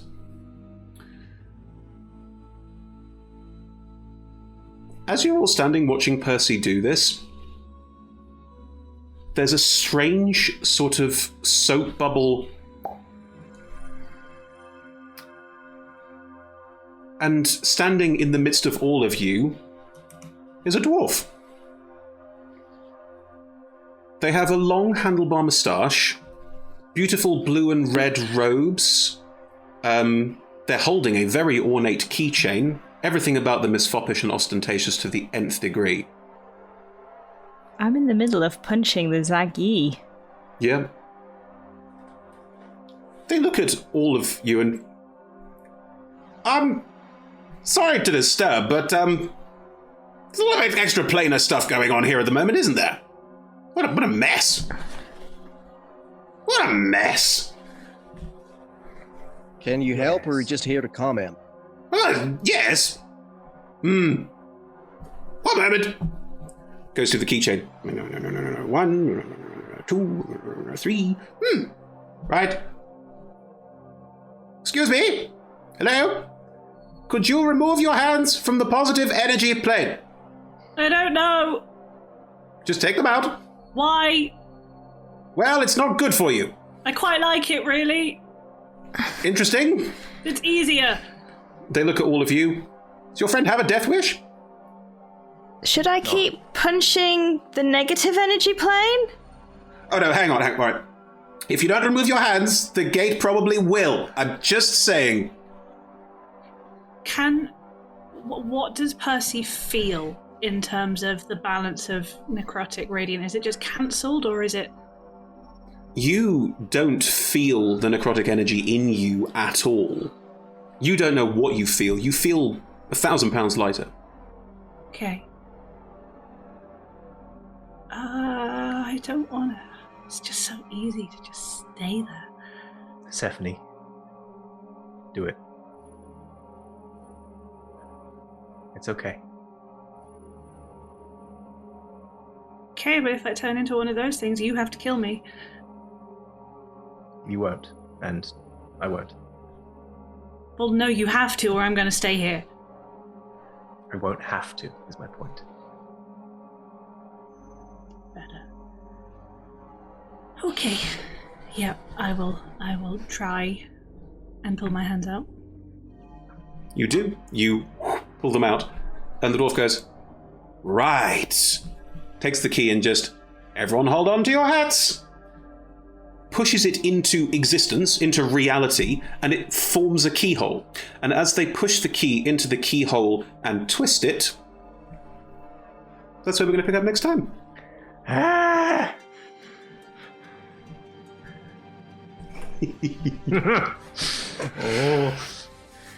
Oh. Well. Thank you.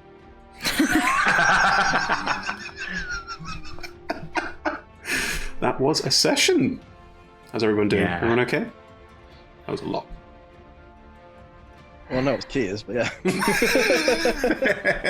All will Let's just be keep going. revealed. 6 hours session. All will be revealed, I promise, but you'll have to wait till next week. Thank you so much for joining us, everyone. What a wonderful session. Thank you to these wonderful players and going through this wonderful game together. It is thoroughly appreciated. Can't just be like a random dwarf turns up and everything's fine now. Did I say everything was fine? Yeah. More on that next week, I promise. Anyway, thank you so much for joining us, everyone. We are Roll Together RPG. You can find us at twitch.tv/RollTogetherRPG, where we stream everything that we do. Gloomfalls on Baldur's Gate will continue for... seven. This is the 7th episode, so there's 5 more to go from next week. So do join us. We'll run till the end of mid-June. I think end of mid-June, somewhere around there. Yeah. And join us on Tuesdays. Tomorrow is the final episode of Escape from Carceri, DM'd by the wonderful Niall Ishak. And then the week after that, surprises. You'll find out soon. We're very excited. Hope to share it all with you very, very shortly.